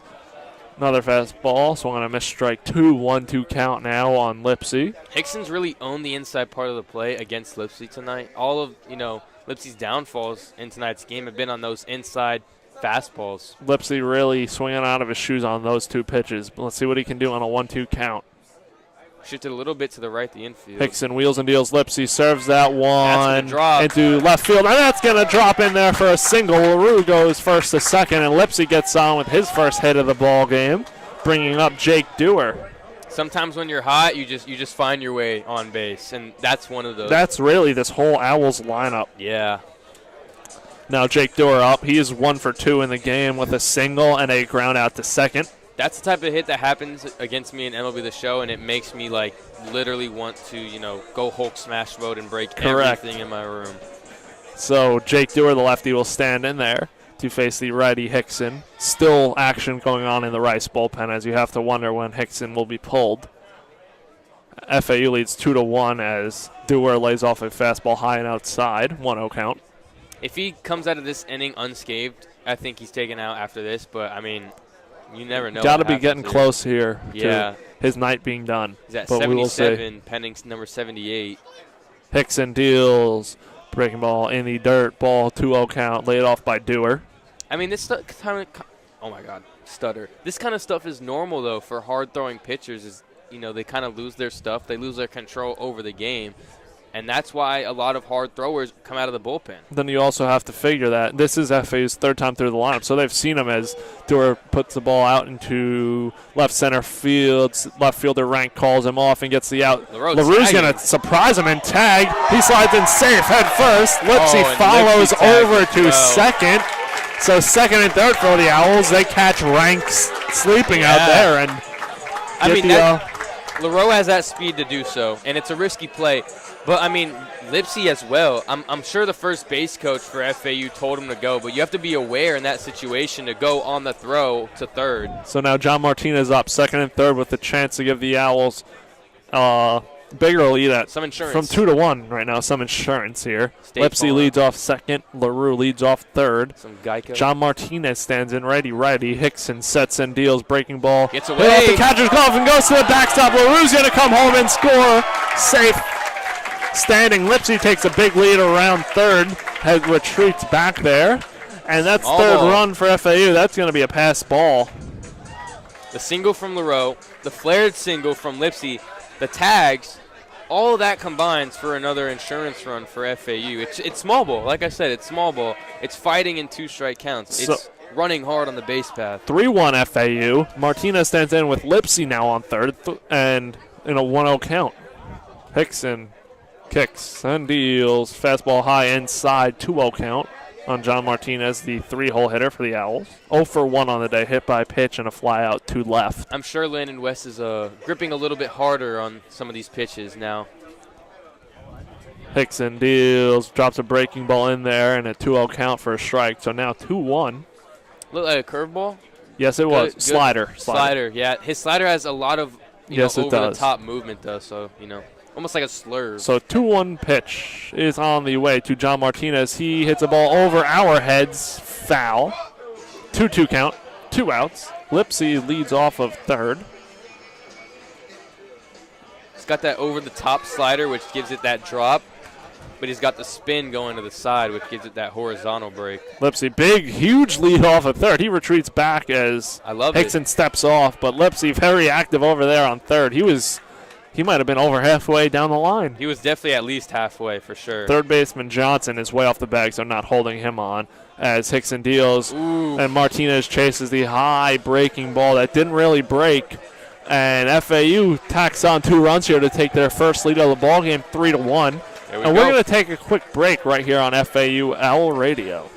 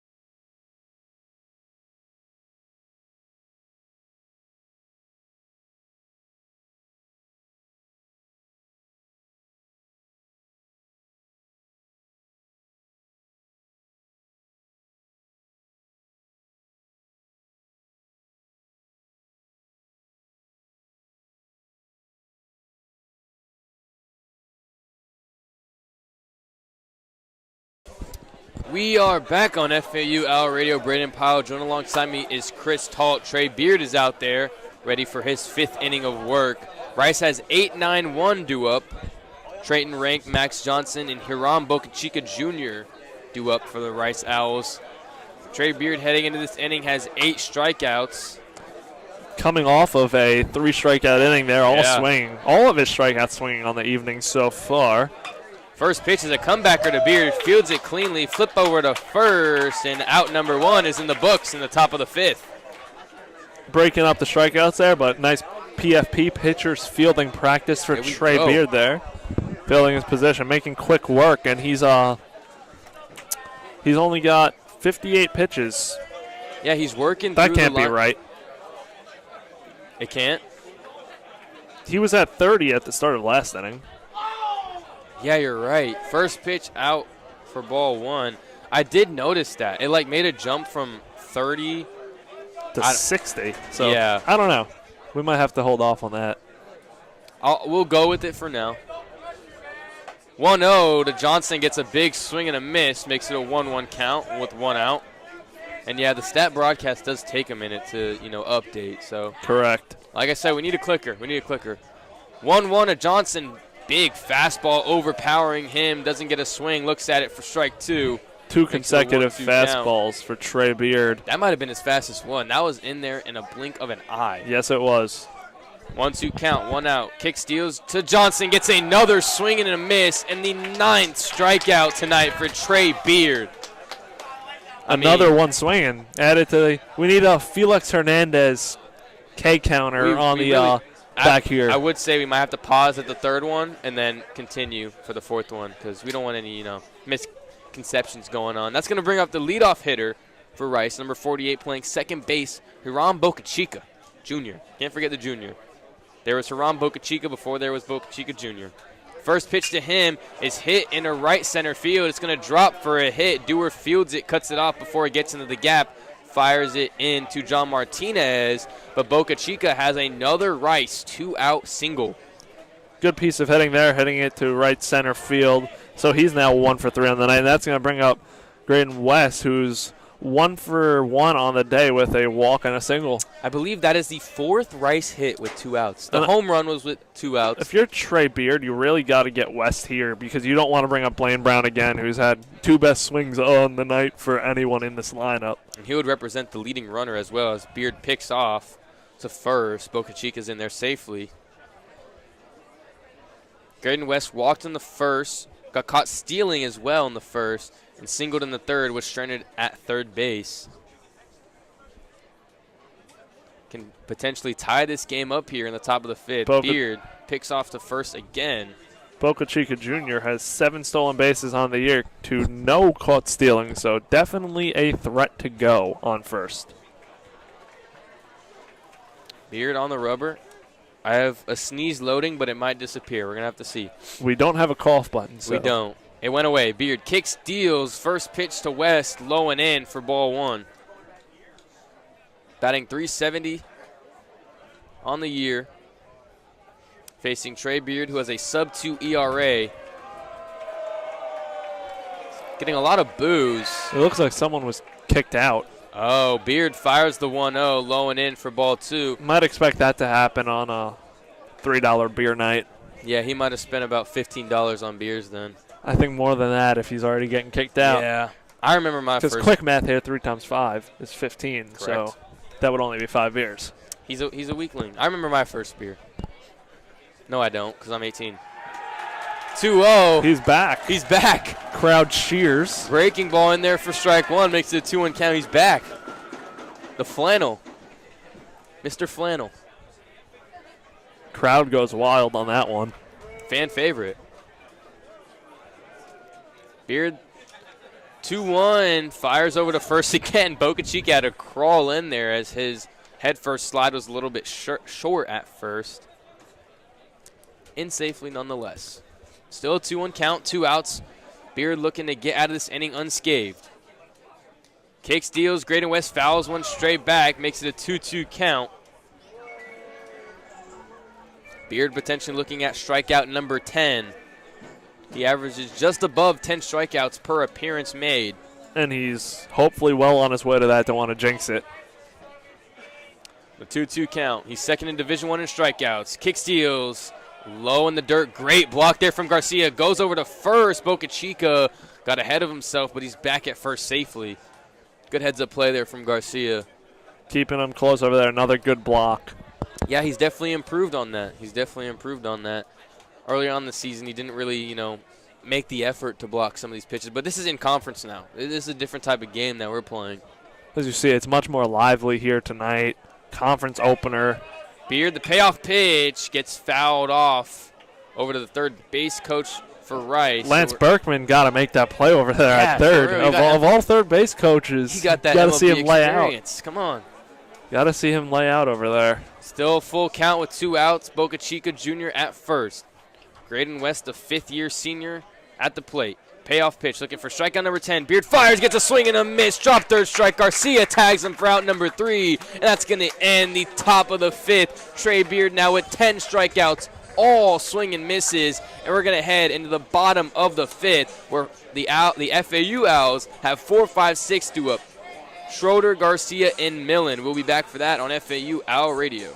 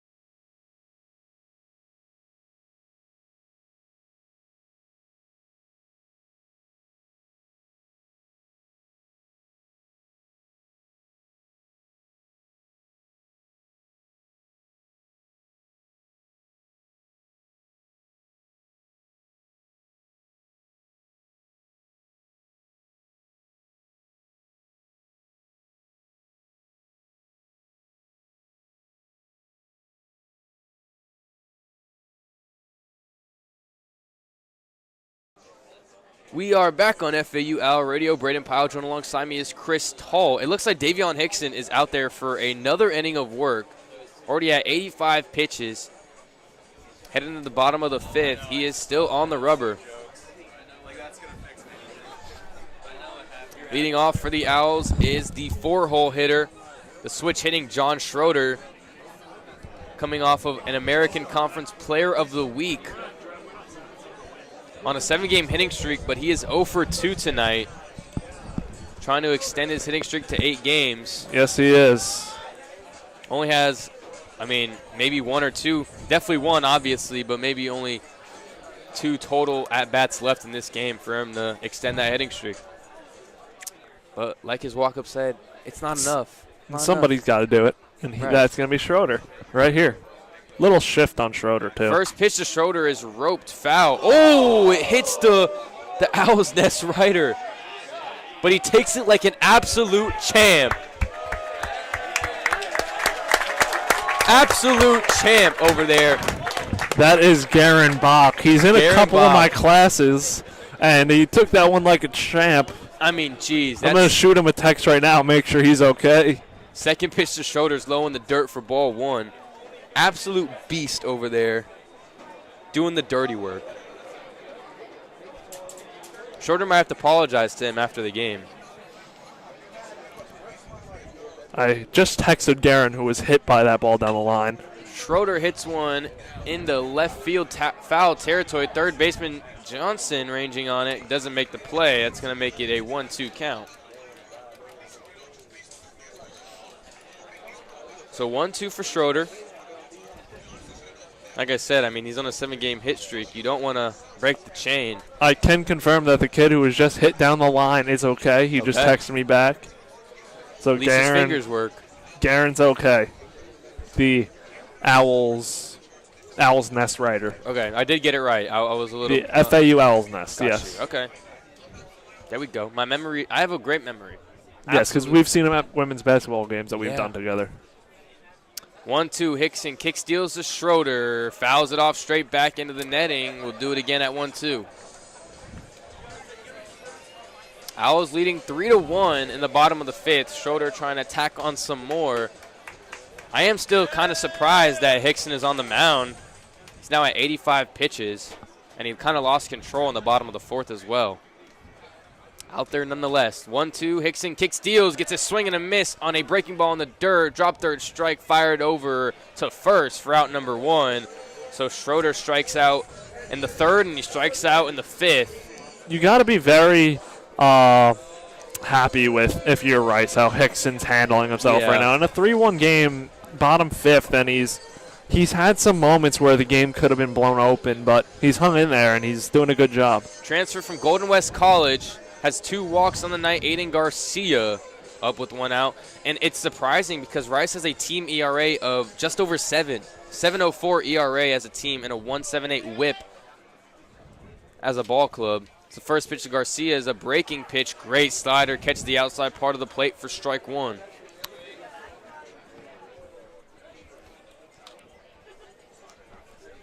Garcia has 2 home runs on the season. 22 walks now. Headed in this game, he had 20.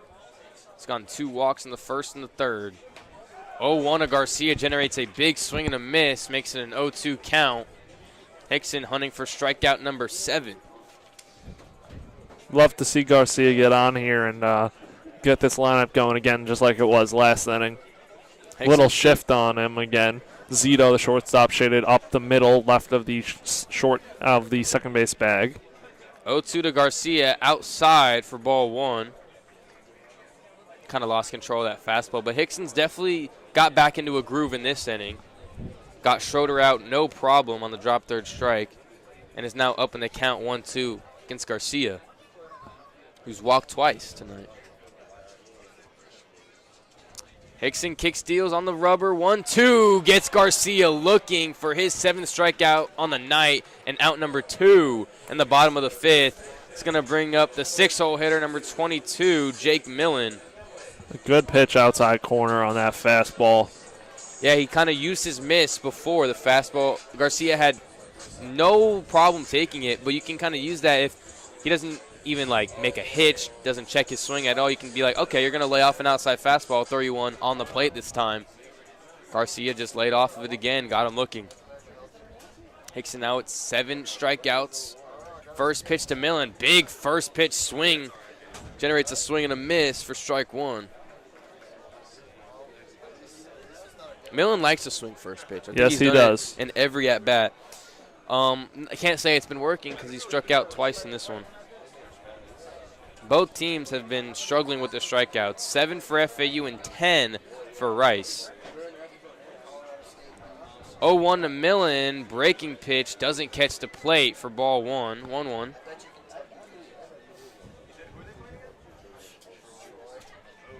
So, but this should be Davion Hickson's last inning of work. He's 94 pitches, nearing 100. It's got to be almost it. It looks like we have 1-1 to Millen. Flare to right field is caught by the second baseman, Boca Chica Jr. for out number 3. And that could very well be the last we see of Davion Hickson. Went 5 innings of work with 7 strikeouts, gave up 6 hits, 2 earned runs, 3 total runs. So a solid night, gave up 3 extra base hits, 2 doubles, and a home run. But the FAU Owls lead 3-1, heading in the top of the 6th. We'll be back for that on FAU Owl Radio on YouTube.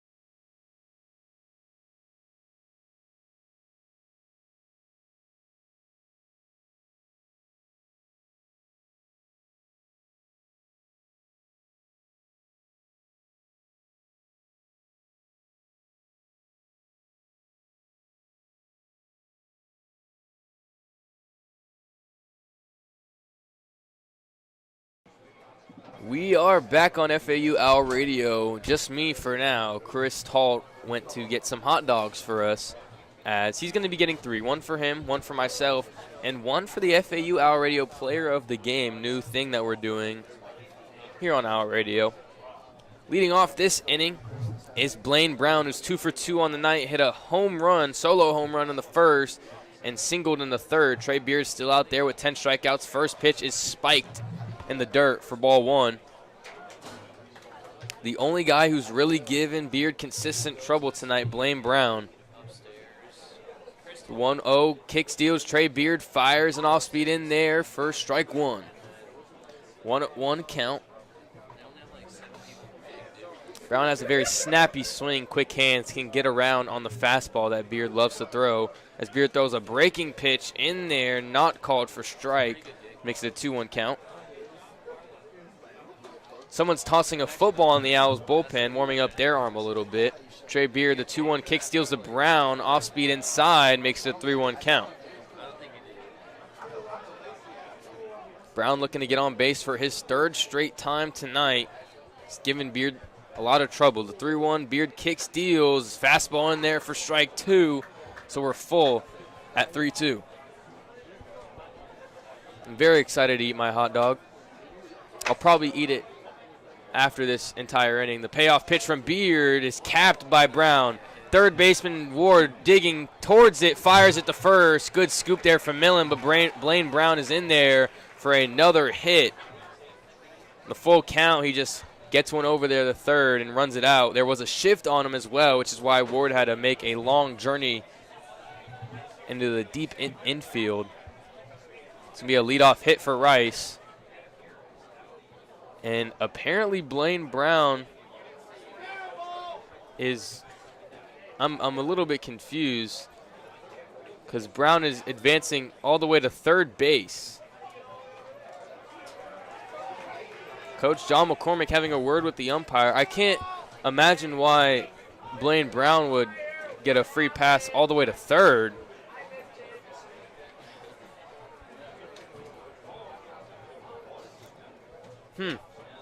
I mean, I'm just as confused as anyone else. I'm trying to go through like the scenarios, but Blaine Brown is over there at third after a full count single. Interesting. So, I mean, Rice already has a runner in scoring position with Blaine Brown at third. That harmless infield single is now very harmful for the FAU Owls as the first pitch from Beard is a strike, and Chris Talt is back. I am back from our hot dog run. They are out of hot dogs. No. So, club baseball teammate Bryce got the last one. Okay. And I have to save this one for the... Yeah, so we're done. We're cut off. So we tied. Here's your $1. We tied. Second pitch. We tied at 3 hot dogs. From Beard. This one's going to get cold, though, because we can't wrap it. But we'll still give it to them in the spirit of it. We got to find a way. We got to find a way to keep it warm. Yes, we do. 1-0 count from Beard. Kick steals another fastball out off the plate for ball 2. I knew it. You know, the stand started to fill up. I knew that, you know, eventually they'd be out. I didn't think they'd be out this early, though. And that was the last one. Wow. 2-1 from Beard is a fastball inside for ball 3. So I see Brown is on third. How did he get there? Okay, Tell so me. You're asking the wrong guy because he got an infield single, and then the umpire said, no, you go to third. I don't know how that happens, but that's just what happened. Interesting. 3-1, kick steals, Trey Beard, off speed, low in the dirt for ball 4. So Landon West is going to walk to first. Runners on the corner for Rice, and pitching coach for FAU, Jordan Tabachman, is going to have a word with his young sophomore star pitcher, Trey Beard. So we've got the FAU Owls hot dog here that they ran out of on hot dog night, so on Dollar Dog night. I'm just confused how I'm very confused as to how, like, Brown got over to third. I'm even more confused. You saw it. I told you all I know because it was an infield single. It was full count. Was there an interference somewhere? I don't know. And was there a ball thrown away? So no? I'll give you the play-by-play. Okay. Payoff pitch. There's obviously a shift, so Ward has to come in. It's just past the mound. It was capped. It's spinning towards Ward. Got it. He fires it. Millen at first gets a good scoop, but he's safe. After Okay. that, Brown starts running to second and rounding it to go to third, jogging. He's not running. He's jogging because the ump sent him there. I don't know how, though. I'm not sure what rule in baseball lets you get 2 free bases. Because an interference would just be 1. Right. And if a ball went out of play, it would just be the next base. So that's an interesting one. I have no clue. I'm going to have to ask someone after this half inning. Because I see on the scorecard here, it was just scored a single, and there's no errors attached to it, nothing. Yeah, I know.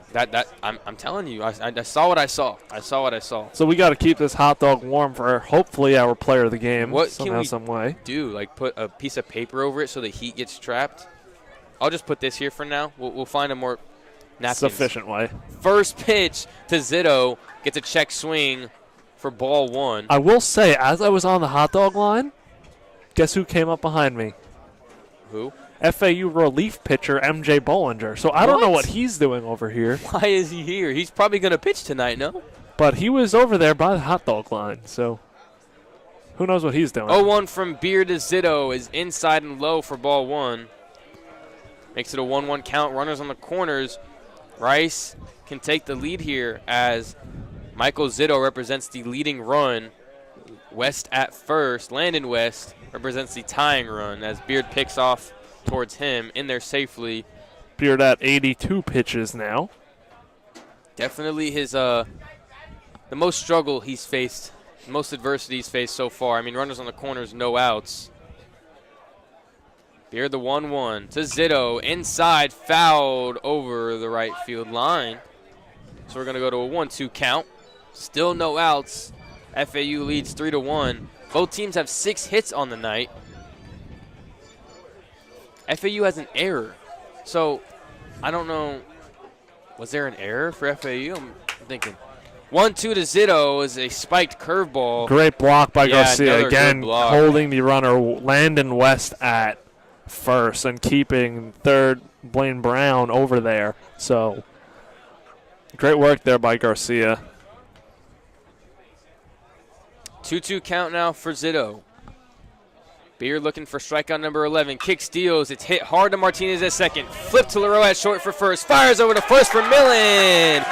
And it's a 4-6-3 double play the runner, Blaine Brown, comes in to score. If you're FAU, you're going to take that all Yeah. day, trading the 2 outs for the run and keeping damage control in check. I was just about to ask before that pitch was thrown. I just didn't have the time. If there was a ground ball hit, would FAU try to get the runner at home or just go for the two outs for the double play? You definitely, in those situations, as we just saw, they did roll the double play. But you're up by 2. You'll give up the run for the 2 outs there anytime. Beard's first pitch to the hitter, Trey Duffield, is a high breaking ball for ball 1. Because also, when you look at a lot of that stuff, if you try to cut the runner off at home, some of those plays get very difficult. Good breaking ball there from Beard. Gets a swing and a miss from Duffield for strike 1. Yeah, I understand the logic, but I could also understand not wanting to, give up that free run. Correct. 1-1 from Beard. Low fastball for ball 1. Makes it a 2-1 count. Ball 2 makes it a 2-1 count. 2 outs. FAU still leads 3-2. 2-1 from Beard inside for ball 3. A great flip from Martinez and a super amazing, spectacular, fantastic throw from LaRoe to Millen. I mean, he's only 5'7", but he threw that ball about 99 miles an hour, in my opinion. The 3-1 is hit in the shallow left center field. Lipsy calls Schroeder off, but he drops it. And Duffield is going to advance to second. I thought for sure that was a can of corn for Lipsy. So with 2 outs, the crucial E8 from Lipsy. You don't see that out there by Lipsy at all. And no, I mean, I was ready to go to break. I thought it was a can of corn. Wow. So, well, that's going to bring up the 7-0 hitter, number 21, Tobias Motley. I will say, I mean, I'm not going to make an excuse for Lipsy out there, but he did come a long way for that. You didn't see Schroeder covering much ground. No. I mean, Schroeder's a left fielder converted from catcher, so yes. Doesn't really have that natural instinct. As the first pitch to Motley is low and in for ball 1.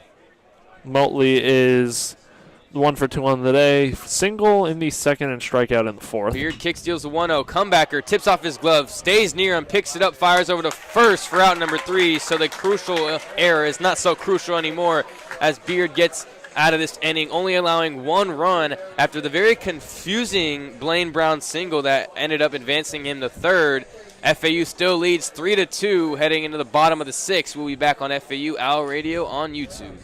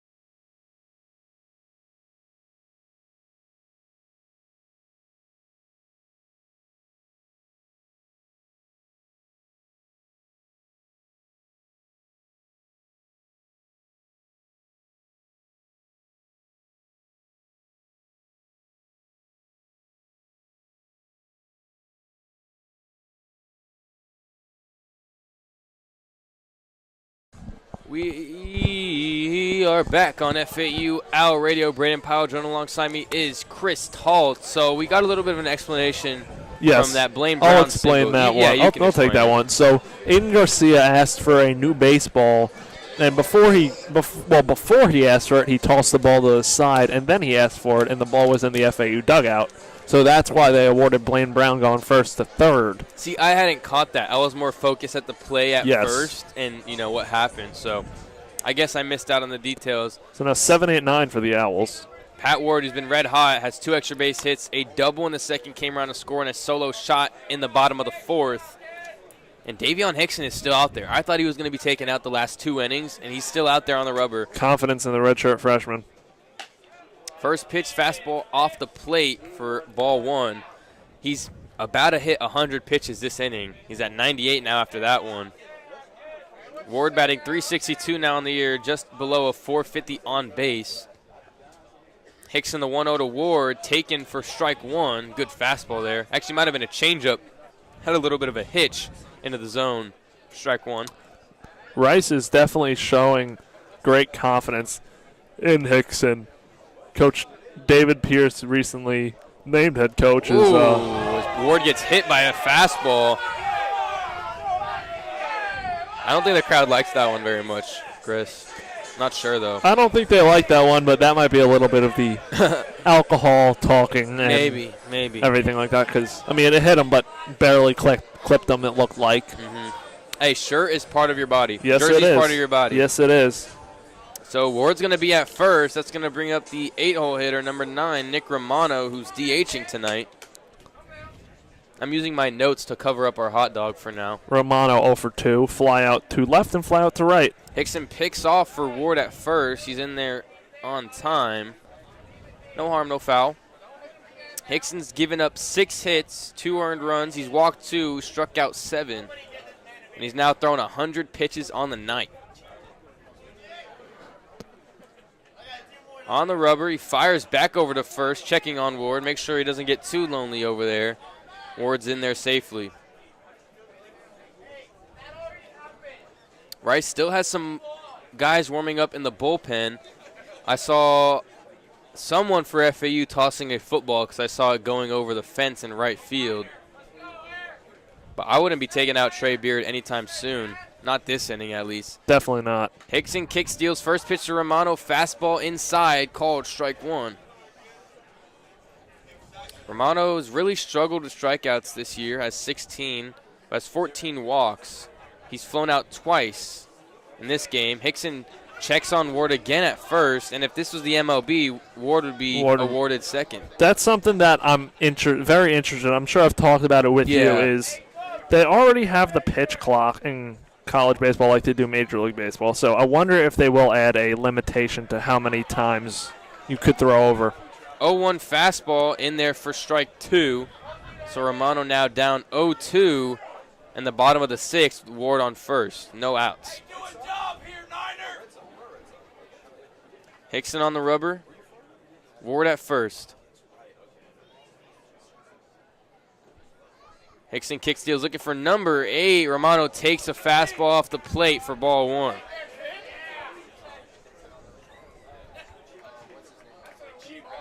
It is getting a little bit chilly. Yes, it is. I didn't wear pants, so, definitely. Getting a little cold. I have a lot of leg hair, though, so that keeps me warm. Hickson fires over to first again for Ward, and he's in there safe again. Another thing with those pickoff moves, again, I feel like a broken record saying this across a lot of these games, but in the game against Bucknell that I last did, they were picking over constantly. And one time, a couple times actually, it got to them where the ball got by the first baseman, and those are kind of unnecessary errors. And runners got from first to third, and it was a snowball effect from there. So 1-2's fouled straight back, but I don't understand it either. I don't know if it's just to catch your breath as a pitcher, or if you really think you're gonna get him out at first. I'm not sure.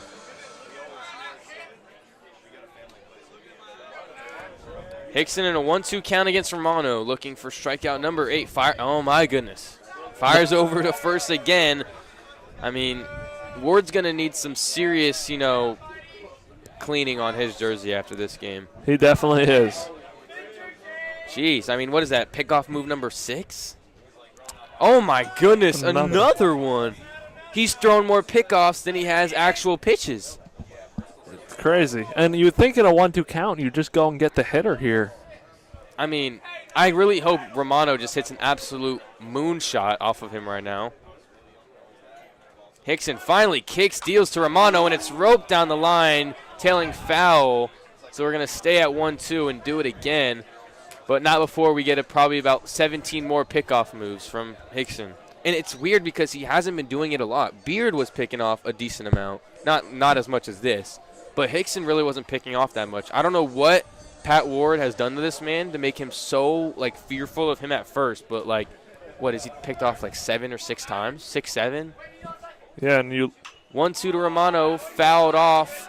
And we're going to stay at 1-2. You look at Ward's stats this year, he's not necessarily a threat to go. Only 1 stolen base on the season. I know. That's why he just might have it out for Ward. I mean, he is 2 for 2 on the night. Correct. He did hit him as well, so maybe there is some bad blood there. Maybe Pat Ward stole his girl. Doubt it. I mean, Hickson did play for Florida State, so there is that Florida connection, but I doubt it. Hickson still in a 1-2 count against Romano. Romano has fought off 2 straight. On the rubber. Will he pick off? Let's see. Still on the rubber. Hasn't moved. Finally, kick steals the 1-2. Is fired outside for ball 2. Took a really long time to, finally get that windup started. Yes, he did. And now he's way over 100 pitches now. Yeah, it still says he's at 100 on the stat cast, but I mean he's probably at 107, 105 maybe. Definitely letting him go. 2-2 to Romano is fouled off again. I mean, just amazing fight from this Owls. All this Owls lineup, really. You're seeing a lot of those protection swings. I mean, if you're at more than 100 pitches on the night, and it's only, I say only, but we're pretty far in the game, but it's the 6th inning. Really, he's only thrown 5 innings because he hasn't gotten an out, and he's at 100+ pitches. Correct. That's what this Owls lineup can do to you. Hickson, the 2-2 to Romano outside, and Romano has worked it full after being down 0-2. He's now in a full count with Ward still at first and no outs. And Brando Leroux on deck, who's now 2 for 2 on the night, batting .311 on the year.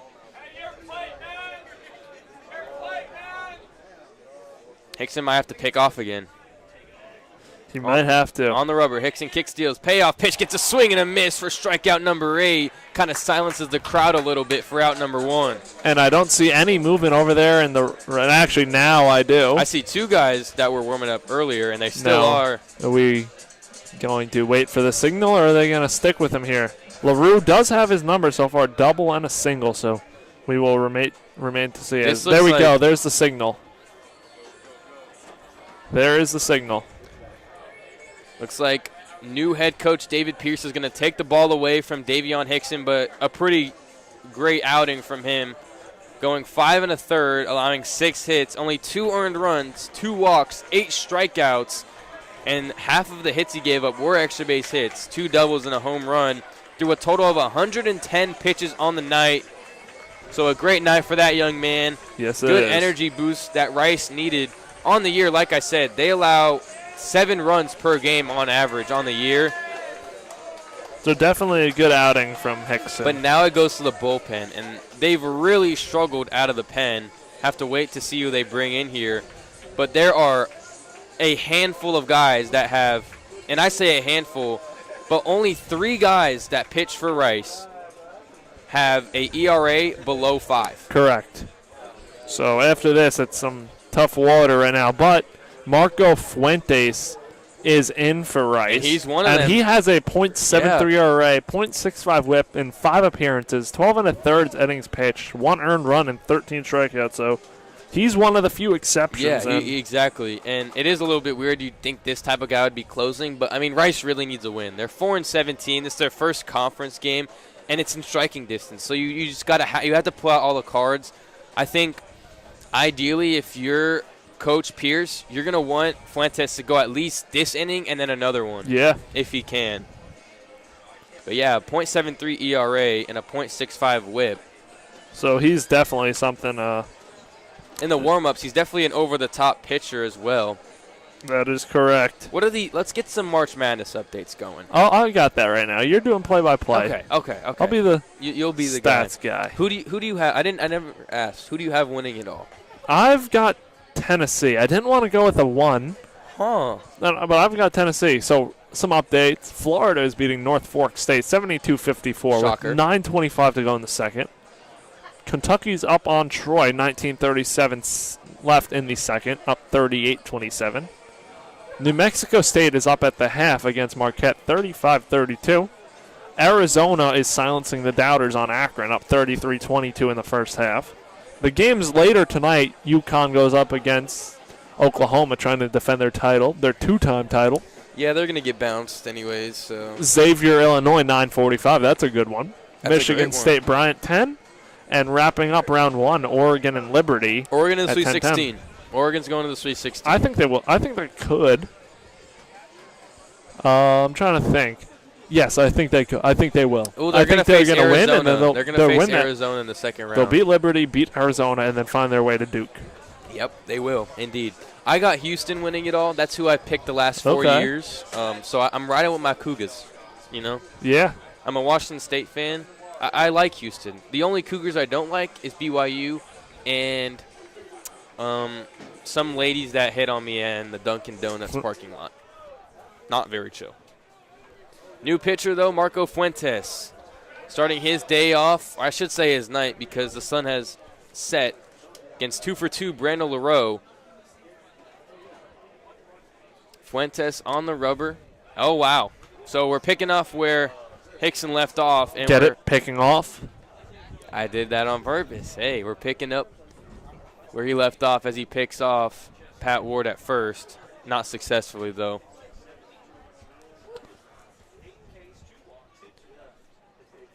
Fuentes comes set. Kick steals first pitch to LaRoe, low and away for ball one. LaRoe singled in the fourth and came around to score and had that RBI double in the second. So for our radio player of the game, who are we thinking so far? Trey Beard? I don't want to jinx anything, but I'm just saying. Right now, looking at the scorecard. 0-1 to LaRoe is hit high and deep to left field. Tracking back on it is Rank at the wall. It's gone! A two-run shot from Brandon LaRoe in the bottom of the sixth. And the first batter, Marco Fuentes' face, he gives up a bomb to the 9-hole 5-7 shortstop to extend the Owls, the FAU Owls lead 5-2 over Rice. So back to that Owl radio player of the game. I was all ready to say either Trey Beard or Pat Ward, but LaRue now 3 for 3, an RBI double, a single, and a homer. So it's close. It's close. It's gonna be close. If LaRue goes 4 for 4, I don't think we can do him like that because you got to think Trey Beard. Trey Beard does this though. Trey Beard has done this every game. You know, like he has. It's normal for him. It's maybe Yeah. Voter fatigue. We're getting a little bit of voter fatigue. That's going to bring up the FAU leadoff hitter Marshall Lipsy, who's 1 for 3 on the night. Had that flared single to left. Fuentes, first pitch to him is a fastball in on the knees, called strike one. That was a no-doubter by LaRue. Knew that one off the bat. He did? I mean, that was close. That was at the wall. It was very high. Yes, it was. I mean, that had like a 30-degree launch angle. It was hanging in the air for a minute. Fuentes, the 0-1 to Lipsy's taken low in the dirt as he spikes an off-speed into the ground for ball one. So right now I got to go. That was Fuentes' first home run given up on the year, his third extra base hit given up. He's given up a double and a triple. So our 3 in contention right now are Trey Beard, Pat Ward, and Brandon LaRue. 1-1 to Lipsy outside for ball two. Yeah, I mean. Who's going to get the cold hot dog for player of the game? and the wristband. And the wristband. And the wristband. For those, or do we do the cup or the wristband? Maybe both. But for those listening to this one, we started an Owl Radio player of the game. I did tell him about that while you were getting hot dogs. The 2-1 to Lipsy's taken inside for strike two. We're working on, I think, getting a WWE belt and putting an FAU Owl Radio logo on top of it and doing the belt, the player of the game belt. Hit my knee on the table. That did not feel good. Fuentes on the rubber, gets the sign, comes set, 2-2, kick steals, gets a swing and a miss from Marshall Lipsy, goes down swinging for the second time tonight for out number 2. You don't see Lipsy strike out often. And not like that either. I mean, he just waved and missed at that, but that's going to bring up Jake Dewar, the junior transfer from TCU, who's 1 for 3 on the night, singled in the first, grounded out in the second, and flew out in the fourth. In 90 at-bats, he has 40 hits, 20 RBIs, 16 walks, 8 extra base hits, including 7 doubles and 1 home run. Fuentes comes set, kick steals to Dewar, drops an off-speed in there for strike 1. Dewar is 1 for 3 on the day. So we do like to emphasize how good FAU is with 2 outs and 2 strikes. They're 0 for 5 tonight with 2 outs. Yeah. They've not gone a 2-out hit, while Rice is 5 for 12 with 2 outs, as Dewar takes a fastball in there for strike 2. So 5 of the 6 Rice hits have been with 2 outs. I also want to bring this up again. How nice is it to have a 9-hole hitter like Brando LaRue that has such power threat? At 5'7", I mean, he's just such a bundle of joy at the plate. He's got quick bat, from what I've noticed, and he's got good discipline too. Who he reminds me of as the 0-2 is taken outside for ball 1, makes it a 1-2 count. His swing reminds me a lot of Mookie Betts. I see that. Yes, yes. Because the way his feet move, especially after the swing, Betts kind of looks like he's about to fall. It's just because he's so small and he has such slow bat speed as Dewar fouls off the 1-2. And a lot of the times, especially nowadays, we see velocities like a big thing. You can throw 100, but you can't throw a strike. I hate that type of – I'm more of a Greg Maddux enthusiast, a Clayton Kershaw. Yes. Because, someone who can outsmart you as a pitcher. I was raised like that. I went to Dodger games watching Zach Greinke and Clayton Kershaw dominate. I hate this new age of baseball where velocity is everything. 1-2 to Dewar's low in the dirt for ball 2. And we see that with bat speed now as well. People try to, I have an 80-mile-an-hour bat speed or whatever. Isaac Paredes has the slowest bat speed in the MLB and had 20-plus home runs last year. Mookie Betts, bottom 10 bat speed, one of the best players in the MLB. Freddie Freeman, one of the bottom 10 bat speeds, top 5 hitter in the MLB. I can go on. Luis Arias. You don't need to swing the hardest to generate the power. No, the 2-2 to Dewar is smoked to center field, but Motley doesn't really even have to move as he tracks it down for out number 3. Just a quick note, it's because your bat stays in the zone for longer, so you have a better chance of catching a barrel, and that's what I think we need to go back to, and that's what Brando LaRue has done well in this game. He keeps that barrel in the zone for a long time, but Dewar flies out, or I should say lines out, for out number 3, headed into the top of the 7th. The FAU Owls lead. I almost said the Owls. The FAU Owls lead Rice 5-2 in the Battle of the Owls here in Boca Raton. I am Brayden Pyle. He is Chris Talt. We'll be back on FAU Owl Radio on YouTube.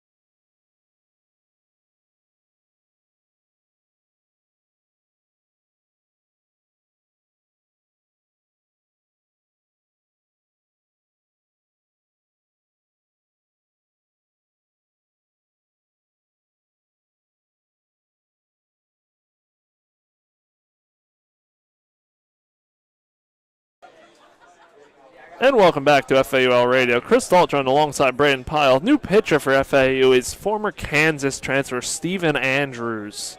Steven Andrews pitching to a 4.02 ERA in 15 2/3 innings. 10 hits, 7 earned runs, 15 strikeouts, and 3 home runs allowed. And starting out now for Rice in the lineup is the 8-hole hitter, Trenton Rank. Rank saw that fly ball from LaRoe go over the fence, trying to replicate that success for his Pitches at-bat. ripped down the right field line. Fair. That's going to That's an easy hop two-bagger. over to the wall into the corner, fielded by Dewar. And Rank has himself a leadoff double to start things off in the top half of the 7th for Rice. Beard was approaching 100 pitches, but he was pure dominance. We might see this Rice lineup start to get hot here now that they're not facing one of the best pitchers in the nation and probably the best pitcher in the conference. So now Johnson, 0 for 2. Johnson. Strikeouts. Heckling has definitely died down a little bit, unfortunately. Crowd has dissipated a little bit. Nice Brett Beatty shirt. So righty-righty lineup, righty-righty matchup here. Andrews versus Johnson. Andrews deals a fastball, bunted right back to him. Ooh, He'll great fire job. back over to first and holding Rank at second. So good job by Andrews and Yeah. tough bunt by Johnson. It's the little things. He got on that ball so quick that Rank couldn't even advance to third, so it's just a useless bunt from Max Johnson for out number 1. So now that'll bring up the top of the lineup. And Boca Chica, the second baseman, who is 1 for 3, has himself a single in his last at-bat. And Steven Andrews listening to PitchCom for the signs. Have you ever used a pitch com before? I have not. Oh, damn. He steps on, so Andrews deals fastball in there, called strike, 0-1 count, 1 away. Rank leads off second. Hometown, Boyamon, Puerto Rico. Went to Puerto Rico Baseball Academy. Is 5'7", 155. So, he's like their Brando LaRoe. Steven Andrews comes set. Wheels and deals, fastball bunted down the first base line. Wow, and he's getting Boca Chica's going to reach on Wow. the infield single, slides head first. Looks like something broke off the base there. Wow, that was a amazing push bunt from Boca Chica. So- And a drag push, not a drag bunt, but you know what I mean, a push bunt, and it just made its way into no man's land. So first and third for the Rice Owls. Steven Andrews in some hot water here. FAU leads this one 5-2, and now that'll bring up Brayden West. Brayden West 1 for 2 so far. Righty-righty matchup. Andrews has 1 away here on the failed bunt attempt, right back to him. So Andrews comes set. Kicks and deals. Fastball hit to the backstop, foul. 0-1 count. Andrews in early trouble here with runners on the corners, but a nice little ground ball served up in that shortstop second base area. That's as Martinez is shifted over to the left of second base. So turning a double play would be very challenging yeah, it would be there. definitely pretty weird. But I'm sure they work on that in practice all the time. So Andrews comes set. He fires the 0-1 pitch, breaking Ooh. ball. He did not go Wow. around. Garcia checked. So 1-1 count.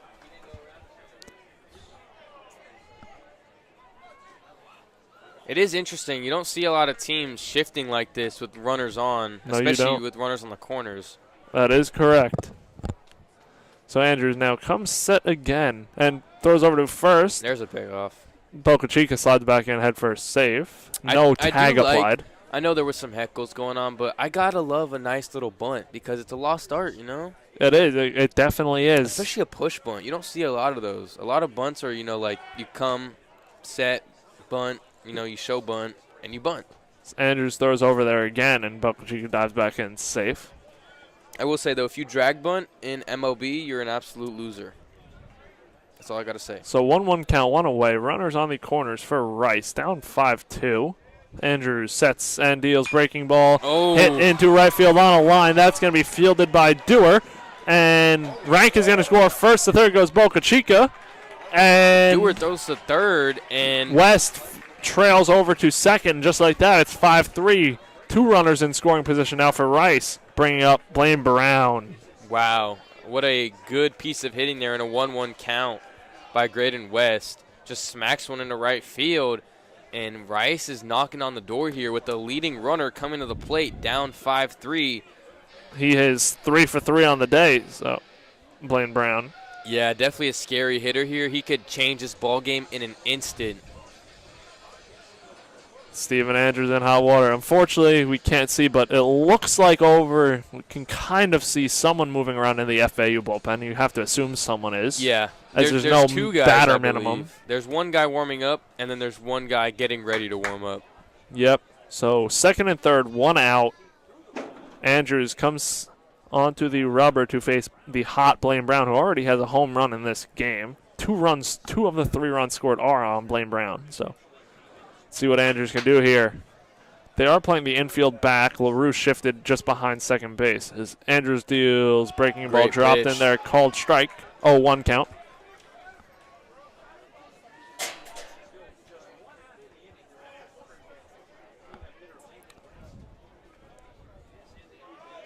So Steven Andrews comes set. And the pitch. Fastball hit foul. Bounced over towards the FAU dugout. 0-2 count on the Rice Owls 3-hole hitter and designated hitter. Blaine Brown, a true freshman, was on perfect games. MLB top 400, was ranked 285th. So, I mean, an all-time talent here that Rice has got at the plate. Stands at 6'3", 180. Steven Andrews kicks and deals. Breaking ball, swung and missed in the dirt. Blocked by Garcia. Strike 3. 2 away now. Bringing up the cleanup hitter for Rice, Landon West. Huge strikeout by Steven Andrews. Huge. Massive, you would say. And he did a good job just not throwing fastballs because Blaine Brown has had his way with those tonight. I believe 3 breaking pitches. Coach McCormick's going to come out and make a pitching change. That's probably going to end Steven Andrews' night then. Yep. We see someone coming out of the bullpen. That looks like Max Martzoff. Well, if we hear, oh, oh, oh, oh, it's Mr. Steele Girl, then it's definitely Max Martzoff. I think that is Martzoff. And it's a big white guy. That's definitely Martzoff. It's definitely Max Martzoff. So, Mr. Steele Girl. So Andrews gets a nice hand. And we're going to take a quick break right here on FAU Radio as Max Martzoff comes in for the Owls and warms up.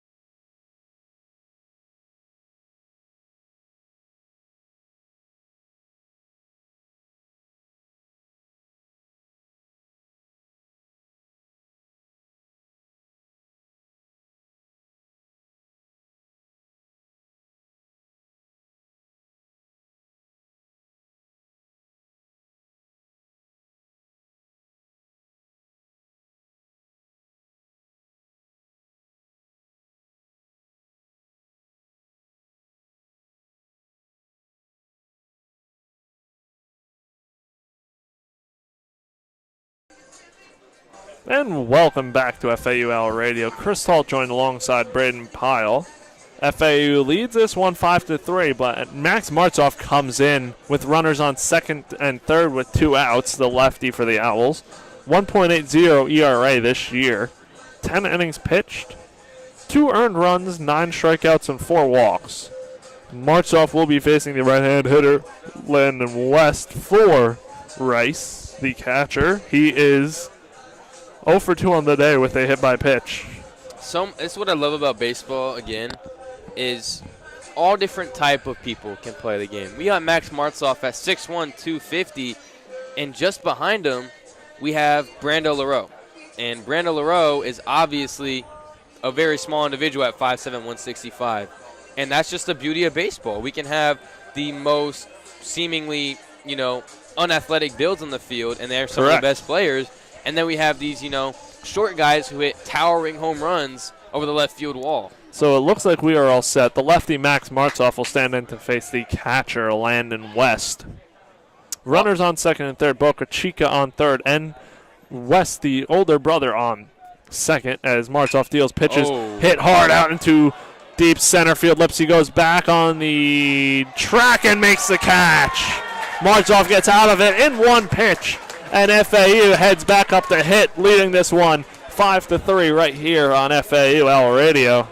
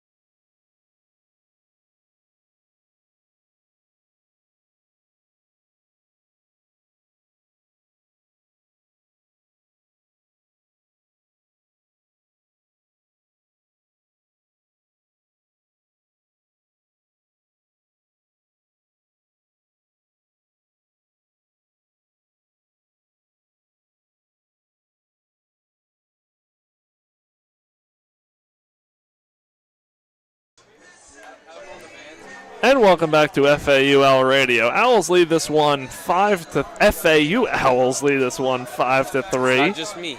Marco Fuentes is still in for Rice after giving up the 2-run home run to Brando LaRue. I do like Rice's logo, but I have a hard time trying to figure out where the owl comes into play. So leading off is the 3-hole hitter John Martinez, 0 for 2 on the day. Last at bat, he struck out, swinging. So righty-righty matchup here. Fuentes versus Martinez. Because the logo for Rice is like an L and then like an R, but that doesn't really correlate to an owl. You know what I mean? FAU is, FAU with the owl below it. I like FAU's logo. It is a nice logo. So Fuentes will step on. He comes set to deal righty-righty matchup. Wheels and deals. Fastball high for a ball laid off by John Martinez. Who do you think has the best college logo? What program? There's only one right answer. Not Washington State. What do you mean? What do you mean? We'll get back at that after this pitch. Pitch is hit out into center field. Center fielder Motley takes a couple steps back and catches the fly ball for out number 1. John Martinez retired. Bringing up the left fielder John Schroeder, 0 for 2 with a pop-out and 2 strikeouts. So I have the Wazoo logo put up. What about this doesn't scream I'm the best logo in college football and just college in general? So I've got to think about logos, but I'll come back to that. Can we agree the best college uniform combo is the Ole Miss Baby Blues? Okay, yes, we can agree on that. Okay, we got that. As Fuentes comes set to face the switch hitter, batting lefty, John Schroeder, who takes a breaking ball for a ball. 1-0 count now. So back to the more important thing. Why isn't this the best logo? What's better than this? I don't know. I just don't think Old Crimson is the Do you not see the entire point of the logo, though? I do. You see it, right? As Fuentes deals, Schroeder swings over a fastball for a strike, 1-1 count. The WSU.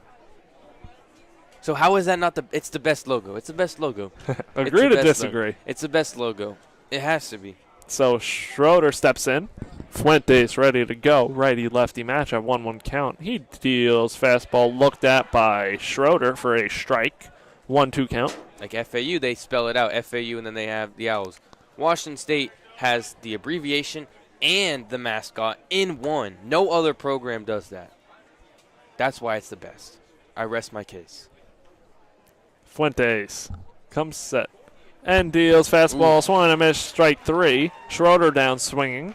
And that'll third bring up strikeout on the night. all swinging. That'll bring up Aiden Garcia, who's 0 for 1 on the night with 2 walks and a strikeout looking in his most recent at bat. 2 walks on the night. 2 walks. Bottom 7th. FAU 5-3 lead. Rice hanging around in this one. FAU struck out 10 times. Rice has struck out 11. We are in the AAC opening weekend of conference games. Fuentes comes set righty-lefty matchup. He kicks and deals. Pitches fouled off over the Rice dugout. Foul. 0-1 count. It's always funny from here, watching some of these games. You could tell who the people are from Florida, and those are the ones that are bundled up right now in jackets and everything. I think it's a pretty nice night. Yeah, but you are in pants. It is, the wind makes it unbearable, but there's no wind right now. Fuentes drops a breaking ball outside for a ball. 1-1 count on Aiden Garcia, the Owls catcher tonight. Speaking of American Conference play starting, Memphis lost to East Carolina on the road 3-2, and UTSA lost on the road to Charlotte 3-2 as well. USF and UAB are playing right now. East Carolina definitely the team to beat in this conference, as they are year in and year out. Fuentes drops a breaking ball for a ball, making it a 2-1 count. In conference rankings, FAU was polled 6th. Preseason, Rice was polled 10th of 10 teams. So Fuentes comes set, deals the 2-1 pitch. Fastball hit deep out into right field. That ball's back at the warning track at the wall. She's gone. Touch 'em all, Aiden Garcia. No doubt about Owls it. lead this one 6-3. Absolute moonshot from Aiden Garcia. Was out of here and out of here quick, I might add. No doubter from Aiden Garcia. And the Owls lead 6-3. That's the first 2-out hit for FAU tonight, and it comes in home run fashion.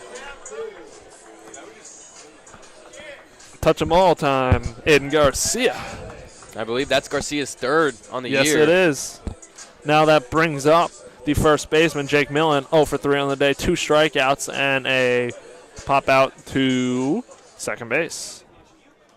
So Fuentes comes set. He wheels and deals. Fastball swung on and missed. Strike 1. Big hack by Jake Millen. Of course. I mean, he swings first pitch almost every time.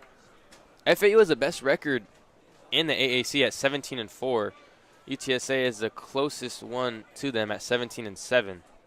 So Fuentes rocks and deals. Fastball in the dirt for a ball. 1-1 count. 2 outs.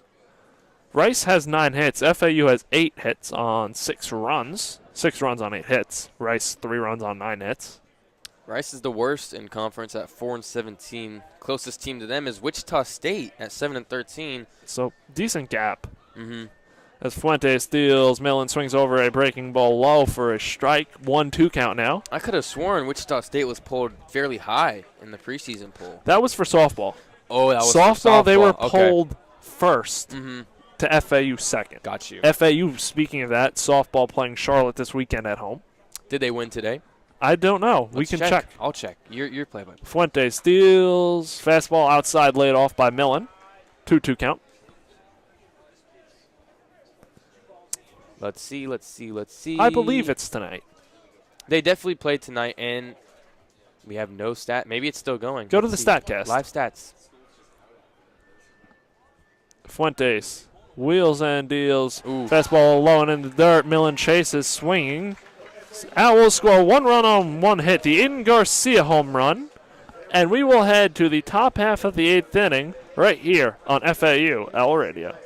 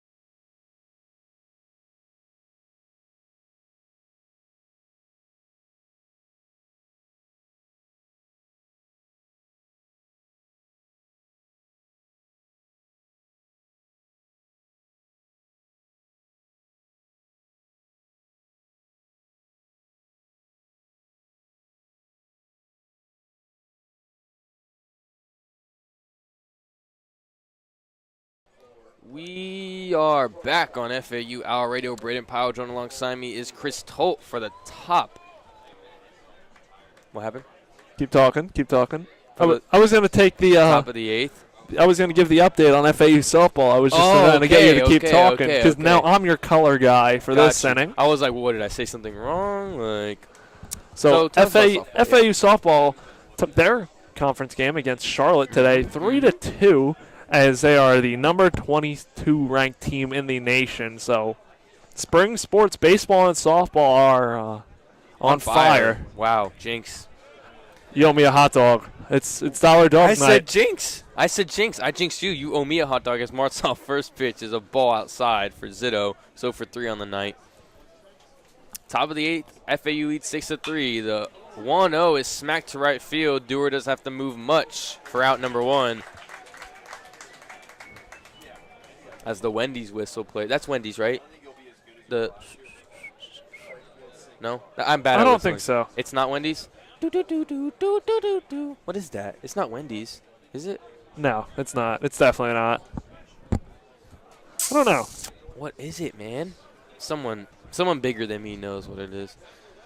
1 down for Rice. It's going to bring up the 6-hole hitter, Trey Duffield. First pitch from Martzoff is a fastball outside off the plate for ball 1.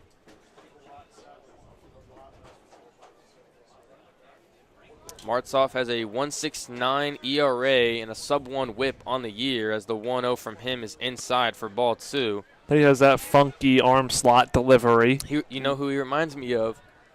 Andrew Chafin.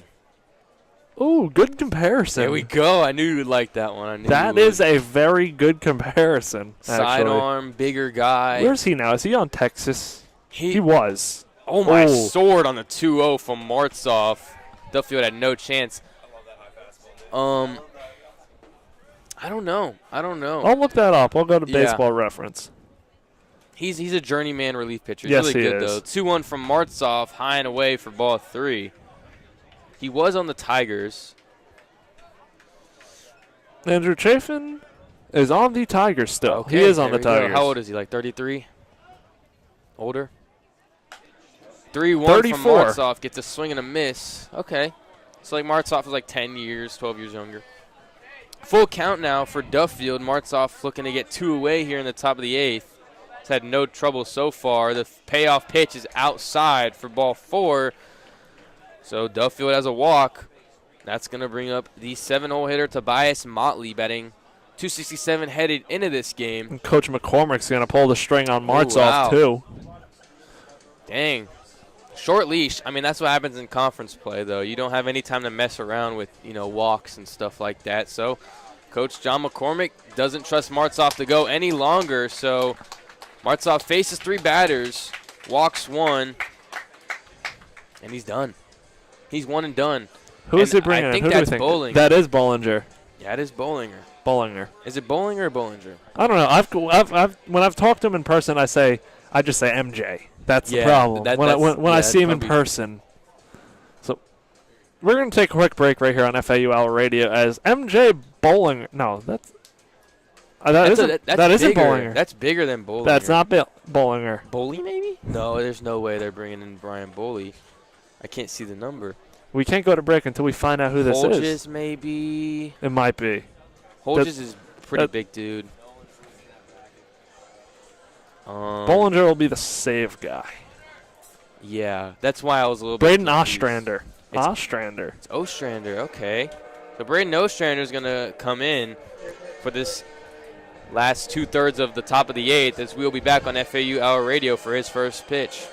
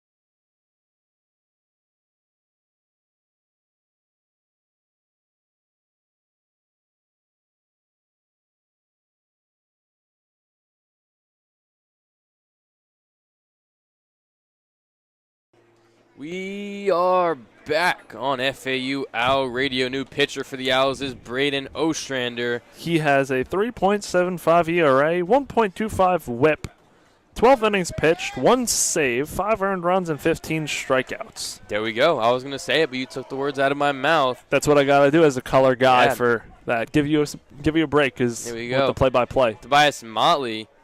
Pinch Actually, hitter. no. Pinch hitter, number 24, Devaney for Rice, as he takes the first pitch from Ostrander for ball 1.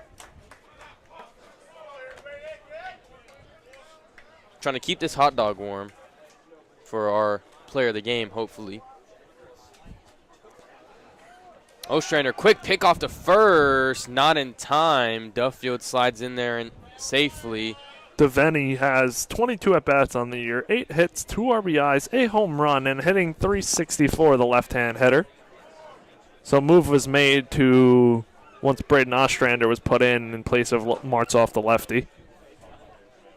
Ostrander, the 1-0, grounded softly to first, stays fair. Millen just going to take it to the bag for out number 2 as Duffield advances to second with 2 outs. It's going to bring up the 8-hole hitter, Trayton Rank. He's had some action in the field and left field. We've seen a lot of balls go over his head. Coach David Pierce is talking to the umpire about something with that. That ball looked very clearly fair. Yeah. I don't know what he could be arguing. And even if it rolled foul at first, it came back fair. So I don't even think it rolled foul at all. I don't think so either.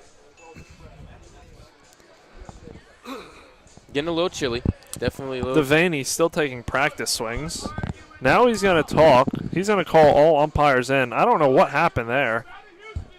That looked okay. fair. I do have a theory. Maybe he's saying it bounced. Like, it hit off the batter. It hit in the box. Yeah, maybe something like that. Something hit like off the plate. that. Something like that. I guess it could have because that was definitely fair. I guess that's his only argument that it hit off of box. They're calling him out. Yeah, they're going to stick with it. Didn't go to replay. I'm sure we have replay now for these in-conference games as they air on ESPN. Yes, like, so, yes. Yeah. Got a lot more camera angles. Maybe some form of replay. I don't know. But it's going to bring up, like I said, Trayton Rank, the 8-hole hitter. Was 1 for 3 on the night. Had a double in the 7th and came around to score. Ostrander, kick steals, off speed low in the dirt. Good block there from Garcia, keeping it in front of him for ball 1.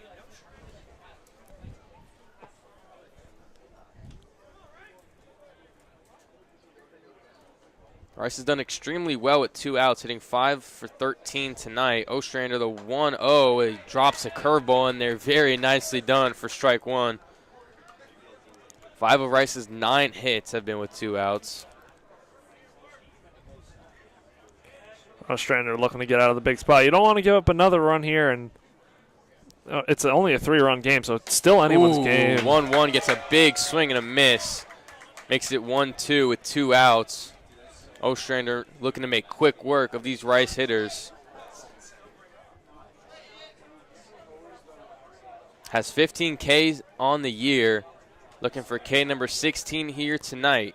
The 1-2, he kicks, steals, swing and a miss, and there it is. Strikeout number 16 on the year, and he's hyped for his first on the night. Gets out of the inning unscathed with no trouble at all. FAU heading into the bottom of the 8th, up 6-3 on FAU Owl Radio. We'll be back.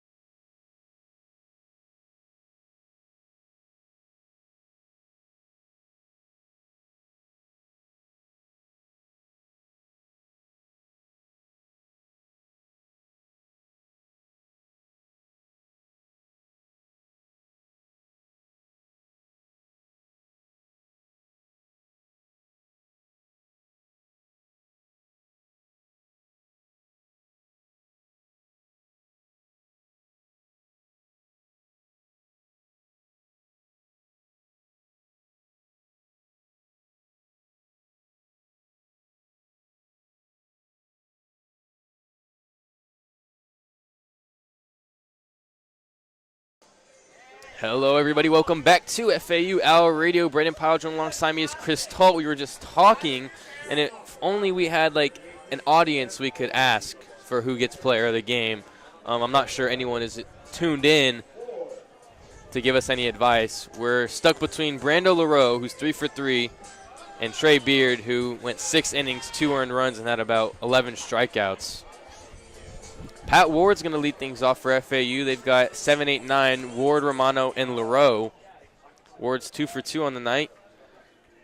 He's come around to score in each plate appearance. Double in the second, home run in the fourth, hit by a pitch in the sixth. Fuentes first pitch to Ward, outside for ball 1. Trying to get that fastball to catch a part of the plate. Pat Ward batting .571 when he is leading off an inning. Fuentes on the rubber, comes set. Kick steals the 1-0 to Ward, drops a curveball in there for strike 1. On the top part of the strike zone, he gets the call.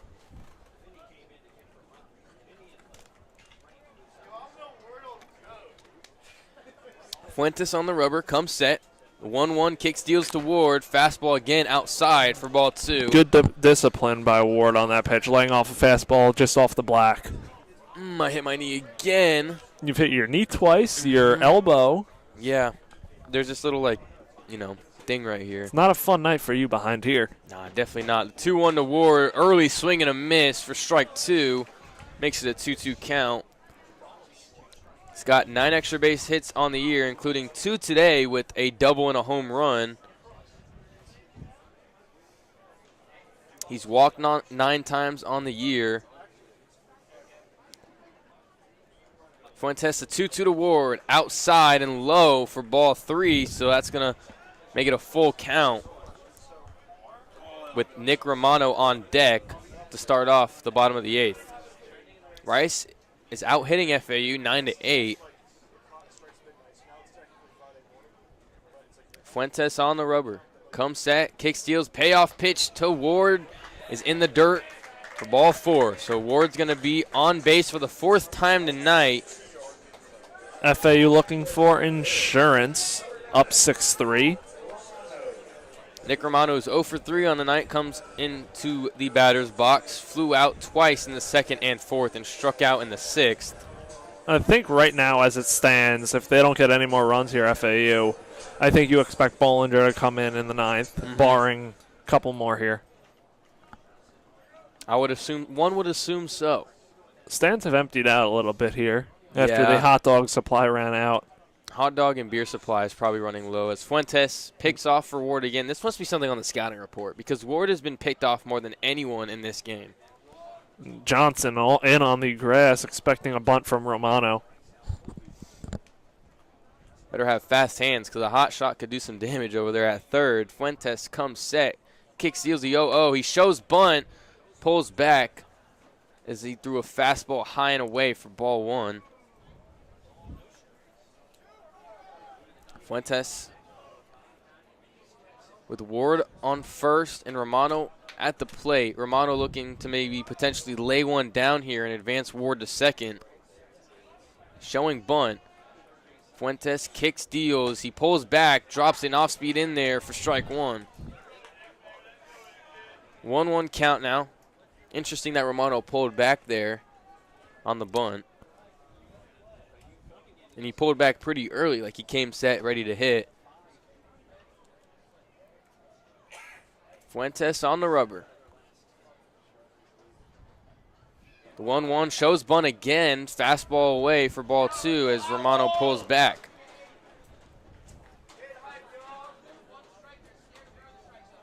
Rice has struck out 12 times so far in this one. FAU struck out 11 times.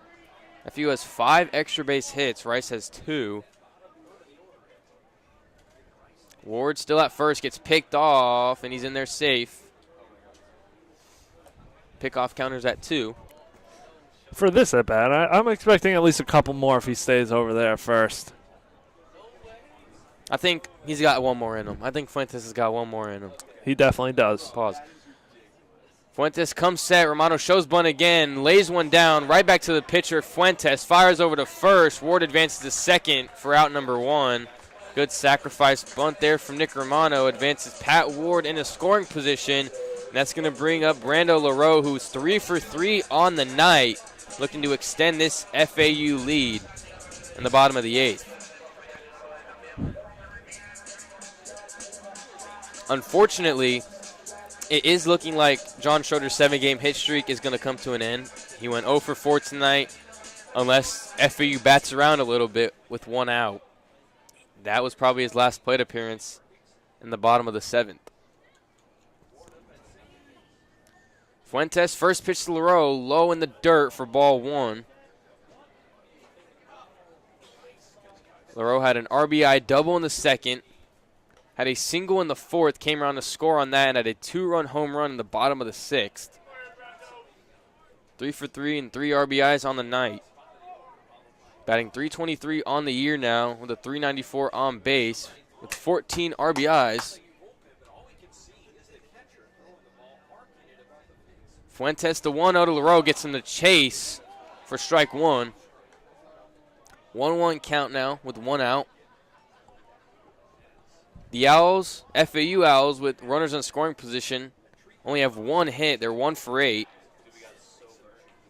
And with runners on, they're 3 for 12. Fuentes to 1-1 to LaRoe, takes a strike, dropped the changeup in there on the outside part of the plate for strike 2. I'm going to go back to that FAU softball win. They actually won 3-2 on a walk-off. Ooh, okay. Walk-off, what are we talking walk-off, what? Gotta find it. Fuentes, the 1-2 to LaRoe. LaRoe stays composed and takes an off-speed in the dirt for ball 2. Makes it a 2-2 count. Still 1 out. FAU leads 6-3 over Rice. Looking to take their in-conference opener. It was a walk-off single from the softball team. The Lady Owls. The Lady Owls. Fuentes, the 2-2 is smacked right back up the middle for a base hit. Ward rounding third and heading home. LaRoe with another RBI, extending the FAU lead to 7-3, up 4 in the bottom of the 8th. As Chris just signaled to me, we have a very tough decision. We'll bring it up now. Trey Beard, 10 strikeouts, 6 innings pitched. Brando LaRoe, 4 for 4. So I don't know who we pick for the player of the game. We have to. We said if LaRoe gets a hit and goes 4 for 4. And he got an RBI too. And it was a ribby. So, I mean, he's got what? 4? Can we split it? Can we pair it up? I don't know, man. Because we got 1 hot dog. Yeah, I don't know if any of them will want the hot dog now. It's a little cold sitting there, but I don't know. We'll see. We'll have to talk about it. Yeah, we'll talk about it during break.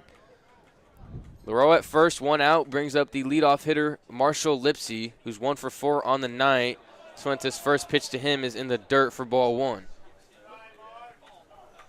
FAU leading by 4 now, 7-3, in the bottom of the 8th. Lipsy trying to add some insurance. LaRoe, I think he's going to steal here. He's stolen 7 already, hasn't gotten caught yet on the year.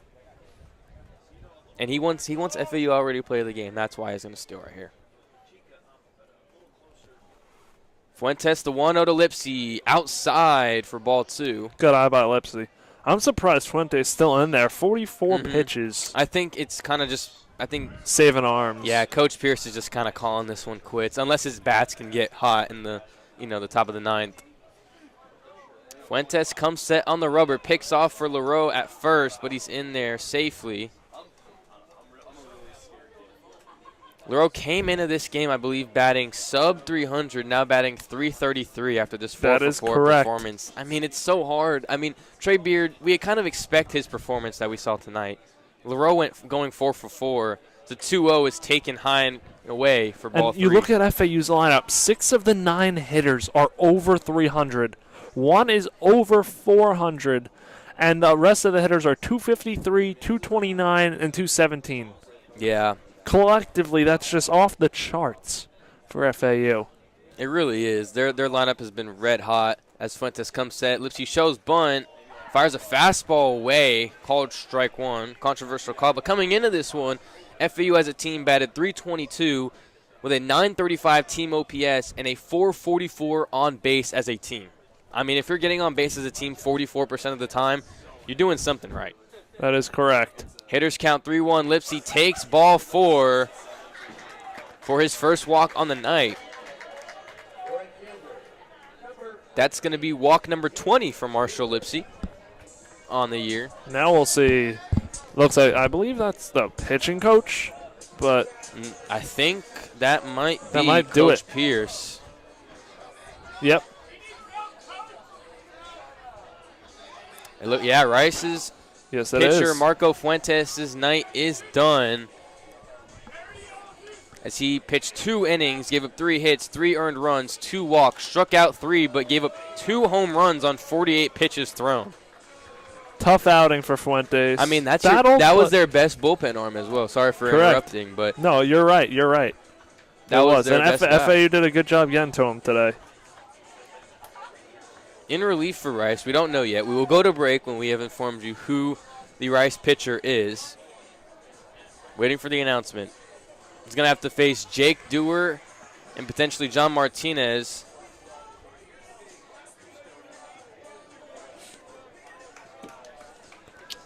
Still waiting. Number 15, maybe? 55. 55. So Jackson Blank has a 10-12 ERA. We'll stay the rest of his stats when we are back on FAU Hour Radio.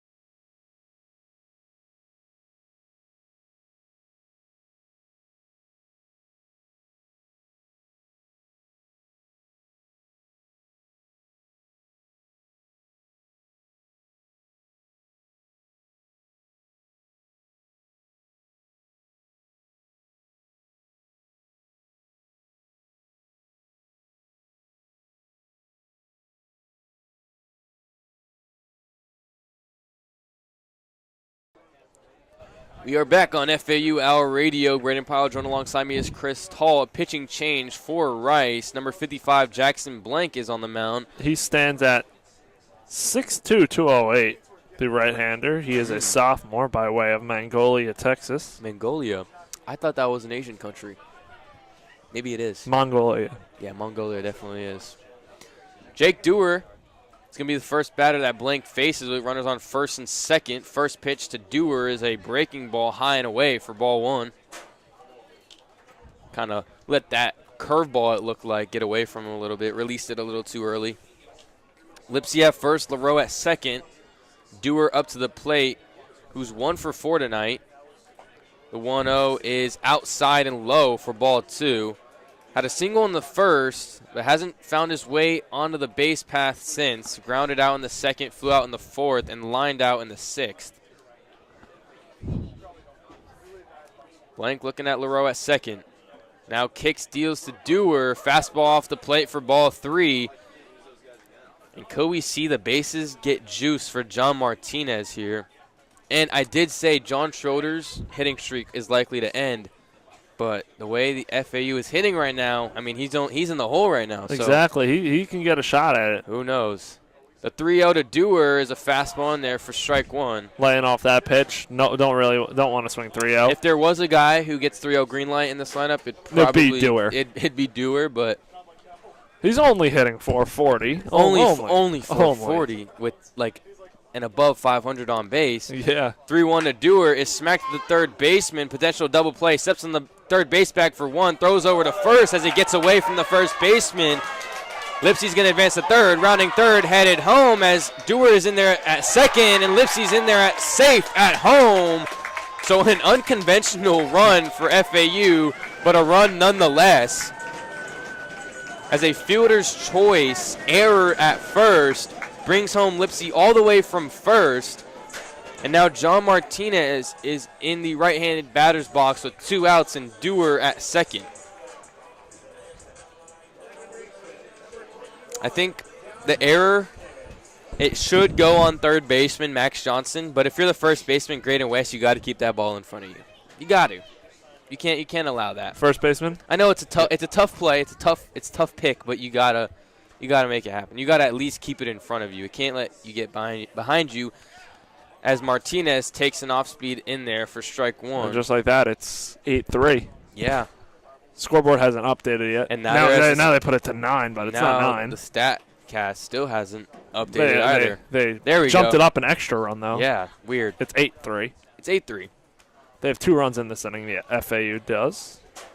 0-1 to Martinez. Scoreboard hasn't updated. Stat broadcast hasn't updated, so I'm just going based off memory. So it's now a 1-1 count as voice crack as the umpire signals 1-1 with 2 outs. Dewar at second. John Martinez trying to do his teammate in the on-deck circle a solid, John Schroeder. The 1-1 swing and a miss for strike 2. John Schroeder, I mean, I really want him to extend his hitting streak. It looks like he's actually warming up righty as well. So who knows? Maybe if he comes up, he won't be hitting lefty. Yeah. Jackson Blank is a righty. Blank on the rubber. And a 1-2 count. Martinez chops one over to third, and it bounces foul. Had a weird bounce and some spin on it. Definitely a very weird bounce there. So we're going to stay at 1-2. Dewar still at second. Martinez making his way back into the box. John Schroeder probably exchanged a word or two with him saying, if you don't get on base, I'm going to be very, very mad at you because I need my 8-game hitting streak to continue, or my 7-game hitting streak to go to 8 games. Correct. 2 runs scored, or 3, yeah, 2 runs scored. I got confused by the stat broadcast for FAU. They've scored in the last 3 innings. The 1-2 to Martinez is hit down the third baseline and fair.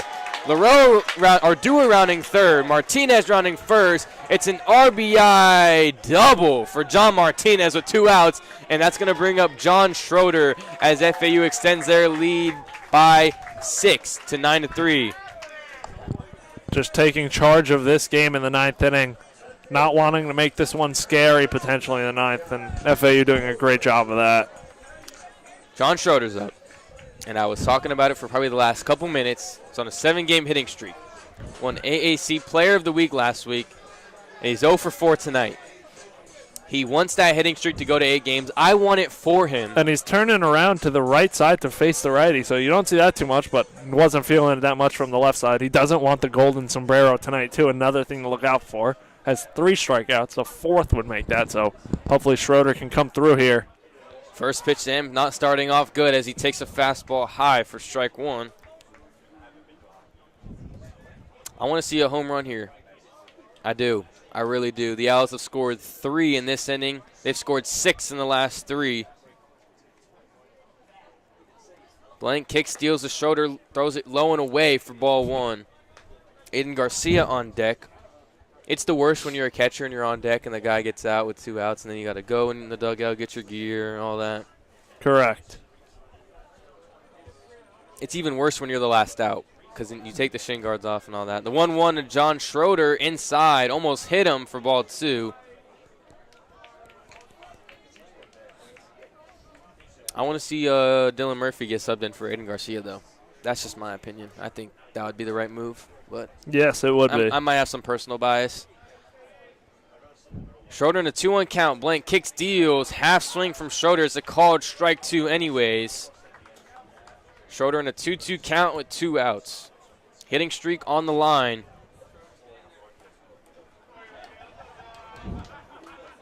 Looking to continue his success from the last week. Blank kick steals a 2-2. Schroeder looks at it, and that is strikeout number 4 for Schroeder as he goes down looking, and he gets the what? What does he get, Chris Talt? The golden sombrero. Golden sombrero. Unfortunately, John Schroeder's 7-game hitting streak is going to come to an end, barring some crazy miracle that happens. Let's hope that doesn't happen. Yeah. Headed into the top of the 9th, FAU leads 9-3 over Rice. We'll be back for that on FAU Hour Radio on YouTube.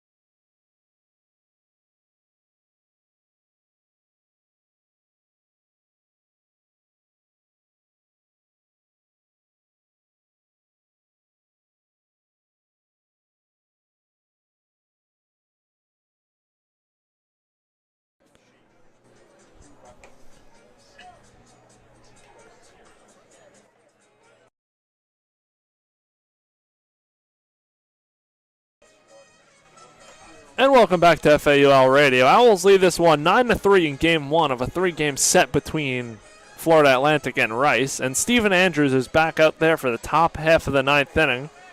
FAU scored 3 in the bottom half of the 8th, and they're going to look to slam the door on Game 1 of this series.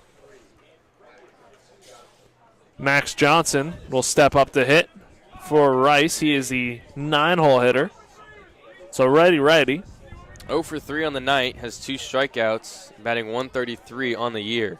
So Andrews, check that, not Andrews, Brayden Ostrander. There we go. Brayden Ostrander sets and deals, pitches, Oh, launched my out God. into left field. That ball's going back at the wall. Oh, whoa. Off the wall. Schroeder lost it. Johnson finds himself at second with a stand-up double.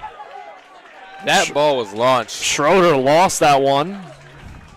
Not sure how. I mean, there's not really, the sun's not out, but that ball was smoked. And now, just like that, Rice has their leadoff runner on second.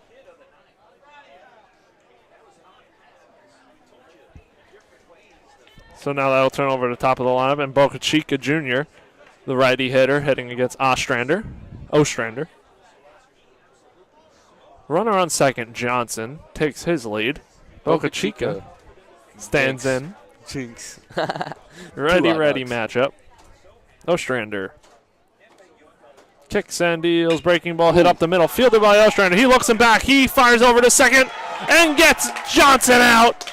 Great heads-up play by Brayden Ostrander, nailing the lead runner. Not only a great job to just field the comebacker, because it wasn't a slow one. It had some juice on it. But to realize Johnson might be getting a little antsy over there at second. Let me check in on him. Runs him down and throws him out. Boca Chica, before that at bat, had back-to-back singles.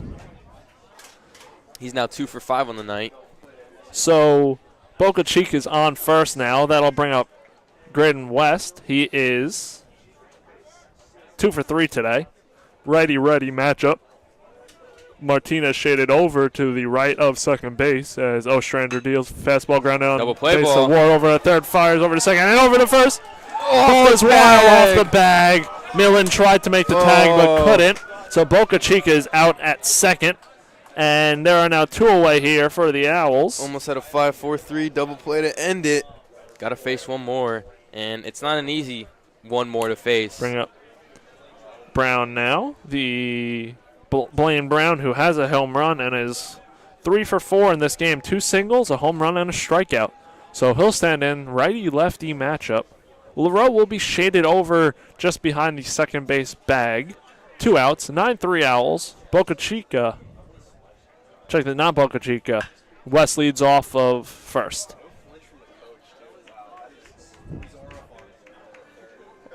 Pitch was fouled. 0-1 count. It was fouled down the third base line. So Ostrander will. Blaine Brown is a two-way player. He has appeared in some games on the mound. So Ostrander will step back on. He looks over at first. Comes set. Kicks and deals. Fastball inside, low for a ball. 1-1 count now on Blaine Brown. I mean, he was ranked the 285th best player essentially for the MLB draft in his class by perfect game. Like, this is a top-end recruit, and he showed it tonight. Ostrander comes set and deals. Fastball ground down back to second, fielded by Martinez, who fires over to first. There we go. Ball game over. Owls win. You can put it in the books. And Owls take game one of the series, 9-3. FAU Owls 9-3. And our FAU Owl radio player of the game is Brando LaRue, a 4-for-4 performance with an RBI double, a home run, a couple singles to go along with it. And me and Brayden are going to be right back here tomorrow afternoon, 4:05 p.m. for start time in game 2 of this series. And it's Ty Murphy bump day, best believe it. And that's going to do it here tonight from FAU Owl Radio. Florida Atlantic takes game 1 of the series, 9-3. Have a good night, everybody, and we will see you tomorrow afternoon.